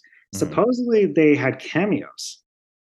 Yeah, there's some rumors about that. I don't know if it was confirmed or not, but I've heard conflicting stories. So is it giving them cameos in the movie? It is not. He actually sang Ain't No Fun for the band. I don't know where he met them, but he's like, I'm going to perform this song for you and risk embarrassing myself just to prove that I'm a huge fan. And I guess they liked it so much and they had such a good time laughing with him about it that they decided to do the soundtrack. Oh, well, that's cool. Like, and it's cool. Like, hey, man, he probably was super nervous too if they were like his favorite band. Oh, yeah. On the bridge at the beginning, there's a van that has their logo on it. I noticed that. Yeah. And I think at the end too, because there was a van that I think it like, I don't know if it drove them around or if they were on set or not, but that van popped up a couple of times. Yeah. So question number 3 said the trailer that we watched for this movie reuses the score for what other horror film? Oh, I'm not even going to. I'm not even going to. I don't know. I'm going to say The Shining just for the fun of it. It is not The Shining. It is Halloween 3, Season of the Witch. So it's not even the original Halloween. They're like, no, we need the B team over here. But that tells me that maybe when you had asked the question about why not like promote AC/DC's music in the trailer, they may have not agreed to do it until after the trailer had already been cut, and then they provided the soundtrack for the film later. Would be my guess, because yeah, if you can play Hell's Bells or Back in Black or any of their hits that were out in the mid 80s, like, I would think you would want to showcase AC/DC as part of the project, because I think that soundtrack is one of the strengths of the film, especially if you're an AC/DC fan. Yeah, no, absolutely. I definitely noted that there was none of their music, and I mean, you would think they would make a huge fuss over it. So, but yeah. So as you know, I learned something about myself this year, which is that I'm one and done when it comes to horror franchises. I put together a list of all the horror franchises with the first movie, and it currently stands at third. Well, if I include Insidious, which I watched for the first time, uh, it's now 40 horror franchises where I've only wow, seen the first one and none of the sequels. And I don't that's know so what it many is. franchises. I know. And well, so Halloween, I've seen like a random sequel, but I certainly haven't seen the third one. Gotcha. I mean, well, yeah, if you say on average a horror genre film that gets franchised has like a minimum of 5 movies, you're talking about like 200-ish movies that you would have to watch to just catch up on just those franchises. Like that's a lot of work. I get it. Yeah, I don't know what it is. I don't know why. I don't have a good explanation. I guess my only explanation, and please don't like find me and hate me on Twitter, is I feel like sequels are just not as good as the like Halloween's a perfect example. Look, I haven't seen the other Halloweens, but is any of them as good as the first one? I mean, the first one's a Most people will probably say no. I gave it 5 stars. Like Jamie Lee Curtis's performance is incredible in Halloween. So it's a genuinely like frightening, tense movie. Like it's an excellent movie. So man, I don't want diminishing returns. Like Understandable. It's an investment of your time, and you're not getting the same out of your time the further you go down the chain. I will say Saw X was good, and I liked that it changed things a little bit, but I don't think watched Saw like 4 through 9. I don't even remember which was the last one I saw, but it was like, oh, there's like new characters. He's got like assistants now. Okay, this is maybe getting into a realm that I'm not really into. So I was like, whatever. I'm trying to see as many, new movies as I can while they're in theaters. I had seen the other stuff I wanted to see, so I'm like, whatever. Saw 10's fine. And I think I was the only person in the theater that day watching something at like 11 o'clock in the morning. But I liked what they did. I mean, it still like does the Saw thing, but it's a little bit more character focused. So it's difficult to make a sequel that captures what the original did and then improves on it or explores some area that has not been explored in any of the previous works. That's really difficult. And especially when you're like 10 movies deep in a franchise, like what new can you bring to the table at that point? It's a challenge. So it's a tough place to start from for the filmmakers that are involved in those projects. right. No, I agree. And yeah, people have been talking up Saw X, man. I'm feeling cultural pressure to see it. I don't think it's a like a culturally relevant movie in that way. No. But like if you're really into horror stuff and you're into like horror franchises, then I could see it makes sense. I saw it more out of just curiosity and having seen all the other options in theaters already. So I was like, yeah, might as well. And so I went in with low expectations. It exceeded those expectations in a pleasant way and did some interesting things with the characters. And yeah, I liked it. I wouldn't like, write home about it or anything, but I liked it. I'll probably check it out because the first Saw is brilliant. I love the first Saw. I think realistically, like aside from a little bit of detail that maybe comes around in like Saw 4 and 5, you could jump from 1 to 10 and not be in the dark completely. I've heard that. Yeah, I think you could do that and be okay with it if you wanted to. So you don't feel pressure to watch Saws 2 through 9. That's good. Yeah. I've heard there's a lot of uh, bad stuff that happens, and there was lots of torture. So I don't. Yes, lots of it. And I mean, like it's done really well. So it's like it is kind of like I'm like, ugh, I don't know if I have the stomach for this kind of stuff anymore. Maybe I'm just getting too old. But when the practical effects work is done well, it's gnarly. Yeah. Yeah. But I was gonna say also just a little anecdotal trivia. some of the rumors surrounding Maximum Overdrive were that George A. Romero ghost directed a lot of the film, as King had said he was coked out of his mind and he was rumored to be seeking treatment. I don't know that it was ever confirmed. King has never confirmed it himself, nor did Romero. So I don't know that that is true, but that is a rumor that is floating around this movie. And I just watched a George A. Romero horror film the other night, a restored version of The Amusement Park from the, I think, 1975, but it was restored and remastered in 21.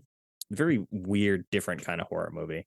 And then also, I wanted to say that I really loved how much of the remote control stuff got done in this film. But I think, if I read it correctly, that one of the remote control lawnmowers ran into a prop piece made of wood and like shattered it, splintered it. And the director of photography lost an eye during the production of this film, Armando Nanuzzi, and he sued Stephen King for $18 million, but they settled out of court. Wow. According to what I read. I don't know if any of this stuff is true, but No. it's pretty crazy to think that, like, in the middle of production, you blind your director of photography in one eye. Yeah, and you probably need that in order to be a director of photography. You would think so. That sucks. It does. So I hope if they did settle, they settled well, because I don't think this movie had the $18 million to give him if it wanted.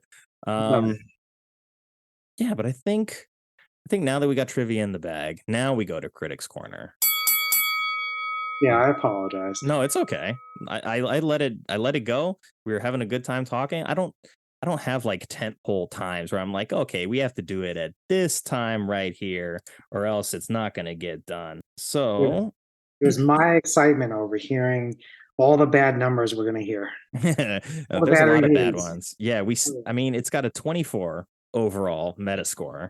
I did not look at the Rotten Tomato score, but I think it showed me when I was browsing on Tubi, it was like in the 50s. So maybe that's a little high, but we're going to start at the bottom, as we always do, with the Washington Post. Paul Atanasio, he gave it a 10. And he says, watching Maximum Overdrive is like sitting alongside a 3-year-old as he skids his Tonka trucks across the living room floor and says, "Wee!" except on a somewhat grander scale. It's hard to even imagine a movie so impeccably devoid of everything a movie ought to include. July 29th, 1986. So this is from back then, but he did not like it. He doesn't like youthful exuberance, is what it sounds like to me. Sounds like he's an old bitter fart. I mean, yeah, this is. But you know what? But the thing is like, as I said, I grew to love this as a kid. So maybe he has a point, and maybe he just didn't have an inner child in him. There's something wrong with his inner child, and he just needs to let his inner child free, and he would have enjoyed the movie more. Yeah, well, I don't know that the TV Guide magazine review of this is too much more flattering, but it does give it a 20 instead of a 10. And it says Maximum Overdrive doesn't work on any level. As a comedy, it's obvious and asinine. As a horror film, it's simply not scary. And as an action film, it's a bore.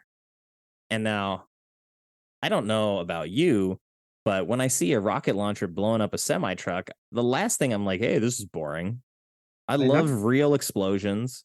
I love real good pyro in films. And this movie does that really, really well, surprisingly well, to the point where, like, I didn't remember how big of a scale they went with the pyro and some of the explosions in this film. Yeah, they finally blow up the truck stop real good. Real good. Like, real good. And like, seriously, like, I mean, I'll just say again, like, the final image of the Green Goblin just on fire from the rocket. It's an evocative image. It's not scary. It's not, but like, still, it was well done. He just doesn't know how to have fun. That's what I had to say. Like, rockets are cool. Machine guns, Sometimes I just want to watch shit blow up, and that's totally okay. Because nowadays we get like digital fire, and I'm like, this sucks. Yeah. Like, blow it up for real, goddammit. I know that like that's expensive and takes time and it's dangerous, but please do me a favor and blow something up for real. I mean, it's one of the things that I loved about like the Backdraft attraction at Universal Studios was that it's like, here's how we can actually control real fire, and it was a great exhibition on that. But you mentioned the Goblin truck, so before I get to the next horrible review, I just wanted to say that that truck was taken to a salvage yard in North Carolina, and the jaw, the teeth, and like the face were basically destroyed, and it was really burned because obviously they destroyed it at the end of the film. But John Allison of North Carolina bought it, excuse me, and he sold it to Tim Shockey, and Tim owned a video store. It was called Uncle Jim's Videoland. And so he had the truck on display for several years in Ohio until he sold the business.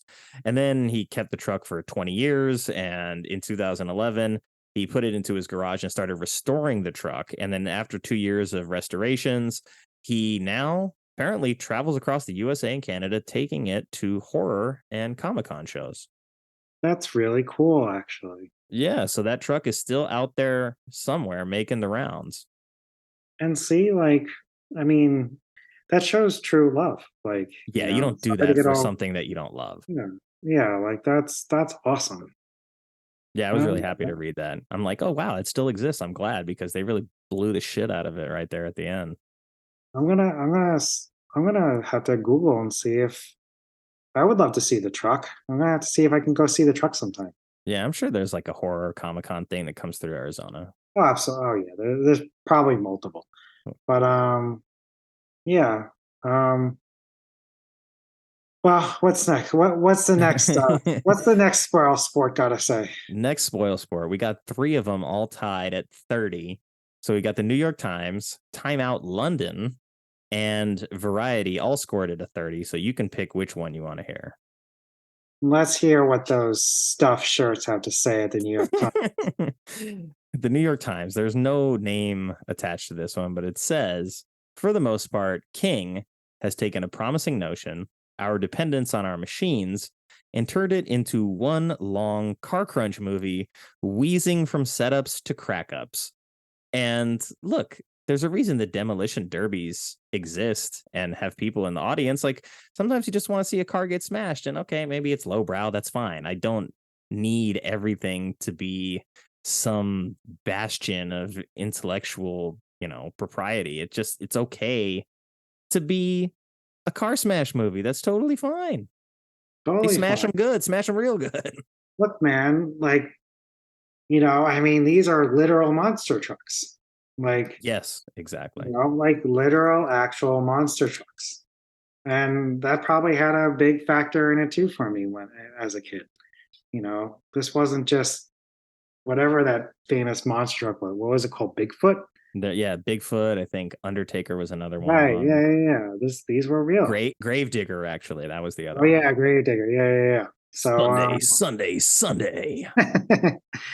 But I don't know why, but I'm getting this memory. I rewatched Thelma and Louise this year, and they blow up oil tanker truck real good in the movie. It's an iconic scene. They shoot up the big explosion. Iconic scene. Why this has bunches of those. Yet this is the bad movie. No, I'm being silly. Maximum Overdrive meets Thelma and Louise. That'd be an interesting crossover. But we're going to go from the New York Times to the LA Times. And the LA Times was slightly more generous. They gave it a 40.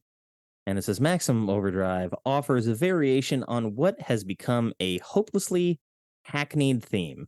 Technology is a monster. As long as King is tinkering with his crazed machines, the film sustains a certain amount of ominous tension. But as soon as the author turns his attention to his actors, the movie's slender storyline goes limp. It's dreary to the max. I don't know if it was... How can you find Yardley Smith dreary? Yeah, dreary is an interesting word to put on it, but he even when I was talking to Vanya, we were reading these, and Peter Travers was like, Weekend at Bernie's is bad for these reasons. And then he sort of like insinuates that the primary joke in Bernie's, and he takes that and uses it in his own review to like prop up his own negative review of it. And it's like, well, if you didn't like the joke, why did you then steal the joke and put it into your review? And so the same thing here, where it's like, it's dreary to the max. In the trailer, it's like maximum this, maximum that. Like, if it's really maximum this and that, like, you're then, if you don't like it, don't borrow from it to prop up your own review and make it sound good. That's right. Ebert would have. I searched to see if there's an Ebert review, and I couldn't find it. I know. But He Ebert probably would not have liked this. No, but he would have been more creative with his takedown. He would have, and he would have pointed to the things that he likes, where a lot of these do not. And then we're going to close it out with Bill Cosford at the Miami Herald. He gave it a 50, so he's the only one that even got halfway on this movie. He says Maximum Overdrive is the classic botch. Good idea. Nice effects. Bad pacing. Poor script. No punch. Too bad. As usual, the premise has promise. Hey, so at least he's like, this has good bones. Just he didn't prefer the style of execution for this one. And, you know, some of that stuff makes sense. It's a first-time director. It's a guy who's typically been behind the camera doing the writing for this stuff that gets adapted for him. So this isn't even a movie where, hey, I'm going to write the screenplay and then someone else is going to direct it. It's, hey, I'm going from writing the short story to the screenplay to directing. So it's, you know, King taking on a lot all at once and obviously being very ambitious in doing so. But I like that this exists as like a counterpoint to a lot of the other super popular Stephen King stuff that has made him the household name that he is. Yeah, and I think the last real thing I'll say is you know, not, you know what I'm saying. If Stephen King was truly coked out of his mind, drunk from morning until nighttime, etc., this movie actually is a lot better than you might expect. I mean, if the dude was really like having some sort of lost weekend with this movie, it's still, you know, a cohesive movie that it's way more competent than they give it credit for. Exactly. Like, you know, like it's one of those things where, you know what, Nick, you made a good point. Who knows what King could have done sober? Mm-hmm. Like, so you can look at it as like a lost opportunity, but also give him a little credit, you know, that like we're still talking about this movie. They just put out a steelbook of it, like in 2023, you know, however many, you know, almost 40 years after it came out. So it can't be that much of a failure. No, it's got staying power. Yeah. Can't deny that. Yeah. And I mean, just as an aside, you know, talking about like the technological, you know, aspect of the movie, you know, technology is bad and will take over. You know, I mentioned Megan, and that is very much the theme of Megan, you know, so that kind of theme will probably exist in movies 50 years from now. Who knows what kind of technology they'll be warning us about. But, you know, I think movies are always grappling with technology. And, you know, I mean, could this have been done better? Sure. But, you know, I don't know. It still makes a good point. So, yeah, and I think the review that's sort of pointing to it like, oh, this tired thing of like technology is bad. It's like, I don't see the movie really making that comment. I think it's more about dependency being bad, and that we've given up a lot of our autonomy as people to machines, and then what happens when those systems break down. No, exactly. Yeah. Wow. Yeah, that was fun. They all need to talk to their inner children and say it's okay to come out and play once in a while. It is. It's okay to bust out your Tonka trucks and smash them into each other, or, you know, get dirty and do some real pyro. It's all okay. And sure, I would have loved to see like a Stephen King sober on top of his game get an opportunity to make a movie that was born from his own vision anyway. But you know what? Like I said earlier, I think there was room in the 80s for just like coked out King movies, and we still didn't even get those. So, you know what? Hopefully, we put enough out there into the universe that he's going to get an opportunity to direct something if he wants it. Right. Yeah, exactly. Fingers Yeah. crossed. But until then, this movie is just going to have to live in infamy as one of the bad movies we love. And I mean, it's up there with the movies that helped make this show. It's right there as like, I don't know if it's a Hall of Fame candidate movie for this show, but it's pretty close. And I'm tempted to say yes. I don't have the Yeah. horn music queued up, but I'm tempted to say that this is one of the Hall of Fame type of movies for this show. Well, if you want to include it, I'd be honored. So, I might have to write something up that's a little bit more fluid and coherent in post, and then we'll put the swelling music behind it and we'll lift it up and we'll inaugurate it. But that's all for another day. okay. Well, yeah, man. You know, look, I'd be honored because I I haven't started the campaign, but maybe I'm gonna start now. Look, man, Morbius, maybe one day in your heart. Yeah, maybe when Morbius gets to 10 years old, we'll circle back.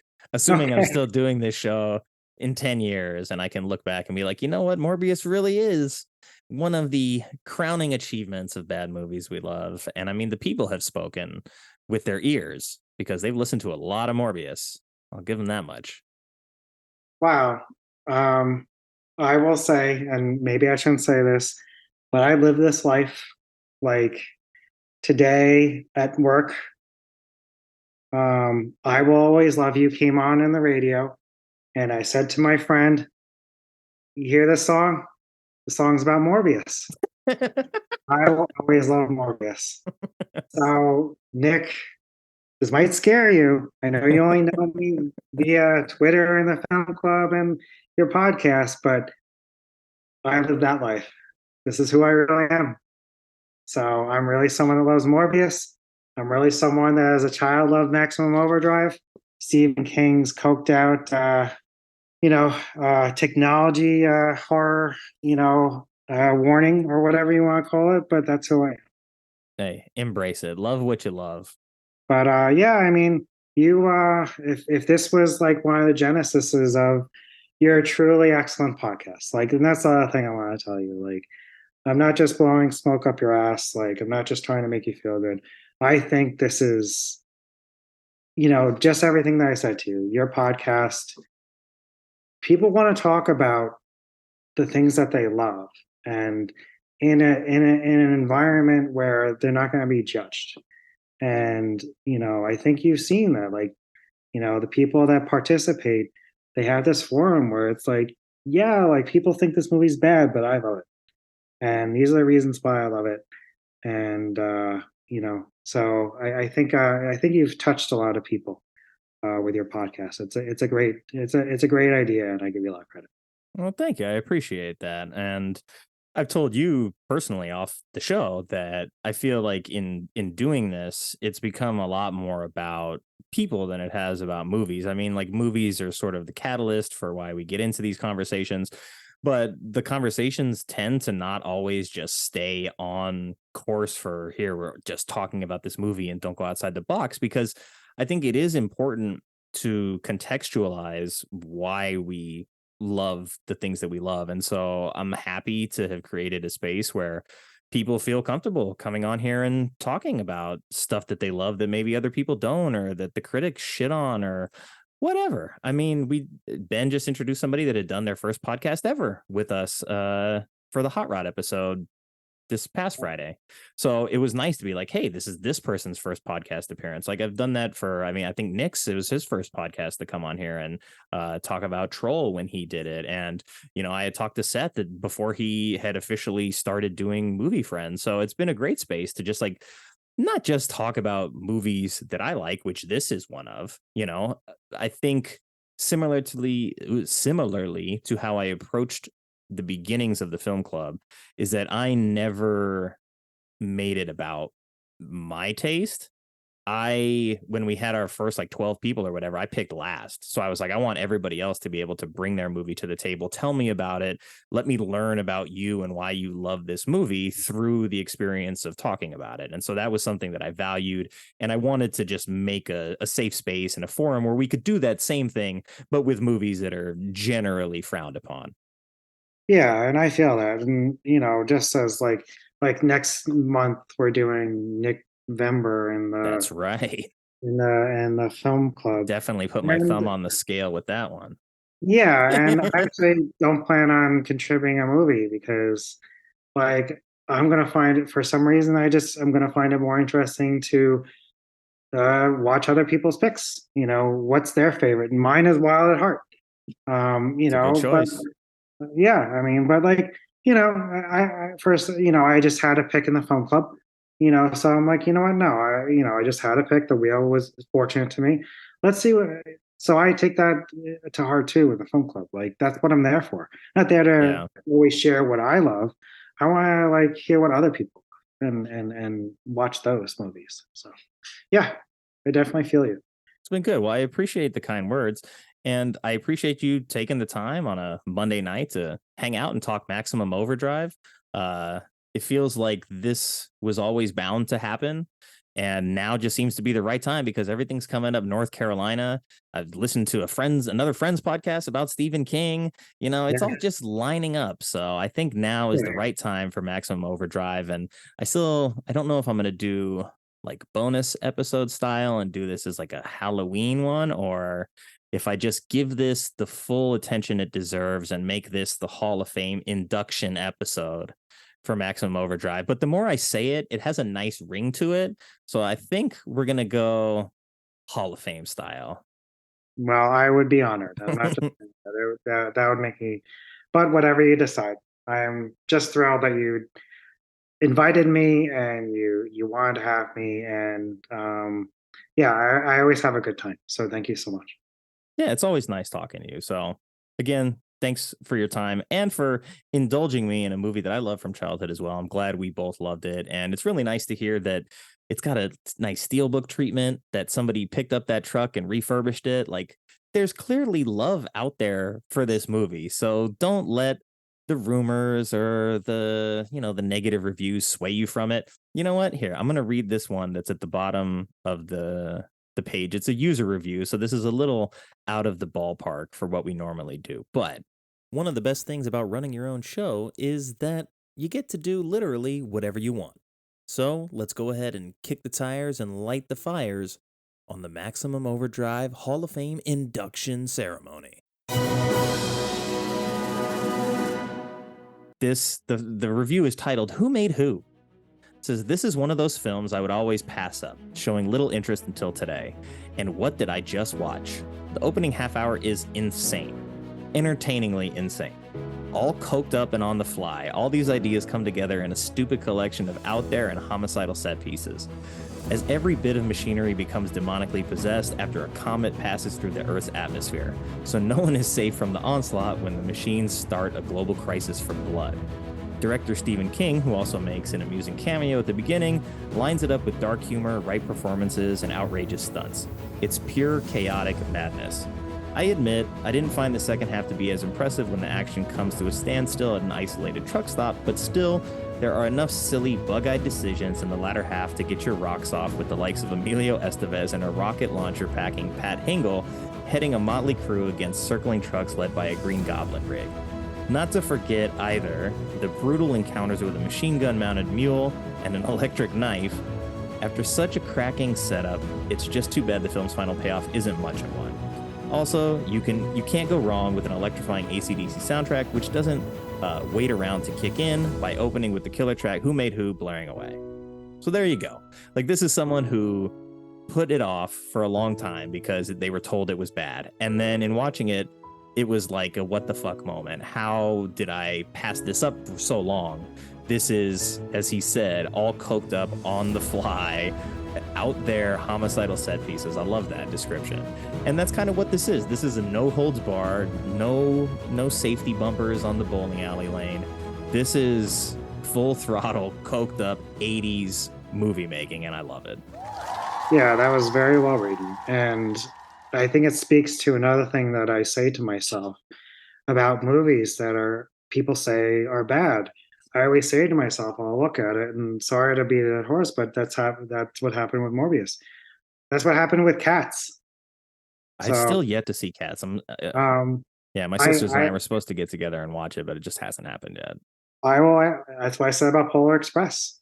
I said to myself, can this really be that bad? And the only way you can really find out is by putting it on. And that's what this guy did. And he found out it wasn't. And I hope hopefully people have seen Maximum Overdrive, because we just spoiled the whole, but let's say you haven't watched it. Oh, people give it a chance. Just give it a chance. It's 90 something minutes, Yeah. Oh, I forgot to ask you too, since I've switched things up a little bit, like what's a good gateway drug movie for Maximum Overdrive? It's a good gateway drug. Man, you're putting me on the spot now. This is what happens when I don't follow my notes. I'm like, oh yeah, this is a question I was supposed to ask like 25 minutes ago, but oops. I don't know. That's a good question. Like a good companion film, I think, at least from my perspective, would be Christine, because that's John Carpenter handling a Stephen King adaptation. It's got an evil car in it. You've got a lot of like car crunch or whatever they called it, car crush movies. So it gives you a lot of the similar elements. Like there's really good pyro work in Christine as well. I think the acting performances and sort of like the story that encompasses everything is better in Christine, which is why that is much more beloved over time. But I think if you enjoy Christine, there's definitely room out there for you to love Maximum Overdrive. So I have not seen Christine, so you are giving me a recommendation that I will take you on. I'm gonna say a really weird. Go for it. I'm just kind of looking at the movies I've watched. You know what? Mad Max 2. I don't know why. Like, does that make any sense whatsoever? That's not Thunderdome. That's Road Warrior. Yes, Road Warrior. Yeah, I get it. I mean, chaotic, fucking fueled up like crazy. Lots of trucks, lots of angry machines in that. Yeah, I could see that. Yeah, so the more I'm thinking about it, and I rewatched Mad Max, like Road Warrior. It is a very good movie. Like you can see how it birthed and influenced so many other movies after it. Maybe even this, so there you go. Mad Max 2 Road Warrior. That's my pick. I like it. That's a good double feature. Do it, people. Take those gateway drugs that are movies and then watch Maximum Overdrive and join us down in the muck. Join us on our Tonka trucks, as the man said, and smash them around a little bit. But Sean, thank you so much for your time, man. I really appreciate it. And I will get this one up soon-ish. Yeah, whenever. There's a couple in the chamber, but I'll get to it. Well, I'm glad it was really important to me. I know you wanted to get it done for the Halloween season, so I'm glad it worked out. And I was more than happy to come on your podcast. As I said, I love it, and I'm honored that you have me on. So thank you. Thank you. I'm glad that we can make it work too, because it wasn't until like halfway through October where I was like, maybe I should throw like a horror movie in here somewhere, because it is October. People like horror season, spooky season. And I was like, I was just not paying attention to that when I did scheduling. So I appreciate you accommodating me on short notice and enjoying Maximum Overdrive with me. Yeah, sounds good. Yeah, thank you. Cool. All right. Take care. Have yourself a good night. I'm glad the internet held up. Oh, yeah, it was perfect. I'm so happy. Yeah, no problems. All right, cool. Well, I'll talk to you soon. Yeah, sounds good, Nick. You have a good night. You too. My sincerest thanks to Sean for taking the time to stop by and talk about a movie that we both loved from our childhood so much that we just couldn't resist inducting it into the Bad Movies We Love Hall of Fame. You can catch him on X at Tyler_Burnham, and I don't remember the Letterboxd username, but I'll make sure that I put that stuff up in the show notes for you. And of course, thank you to everyone who took the time to listen to this episode. I know you have a lot of choices when it comes to podcasts, and I appreciate you spending your time with us. I hope you enjoyed the show, and if you do, please consider leaving a rating and telling a friend about it. And the new support page is live at ko-fi.com. That's ko-fi.com/badmovieswelove. I'd love to hear from you, so if you have a bad movie you love, and or maybe would like to be a guest on the show, you can contact me now at badmovieswelove@thesheist.com or badmovieswelove on Twitter and Instagram, and that's love with an LUV. And as always, take care, be well, stay safe, and have fun however you get your movies.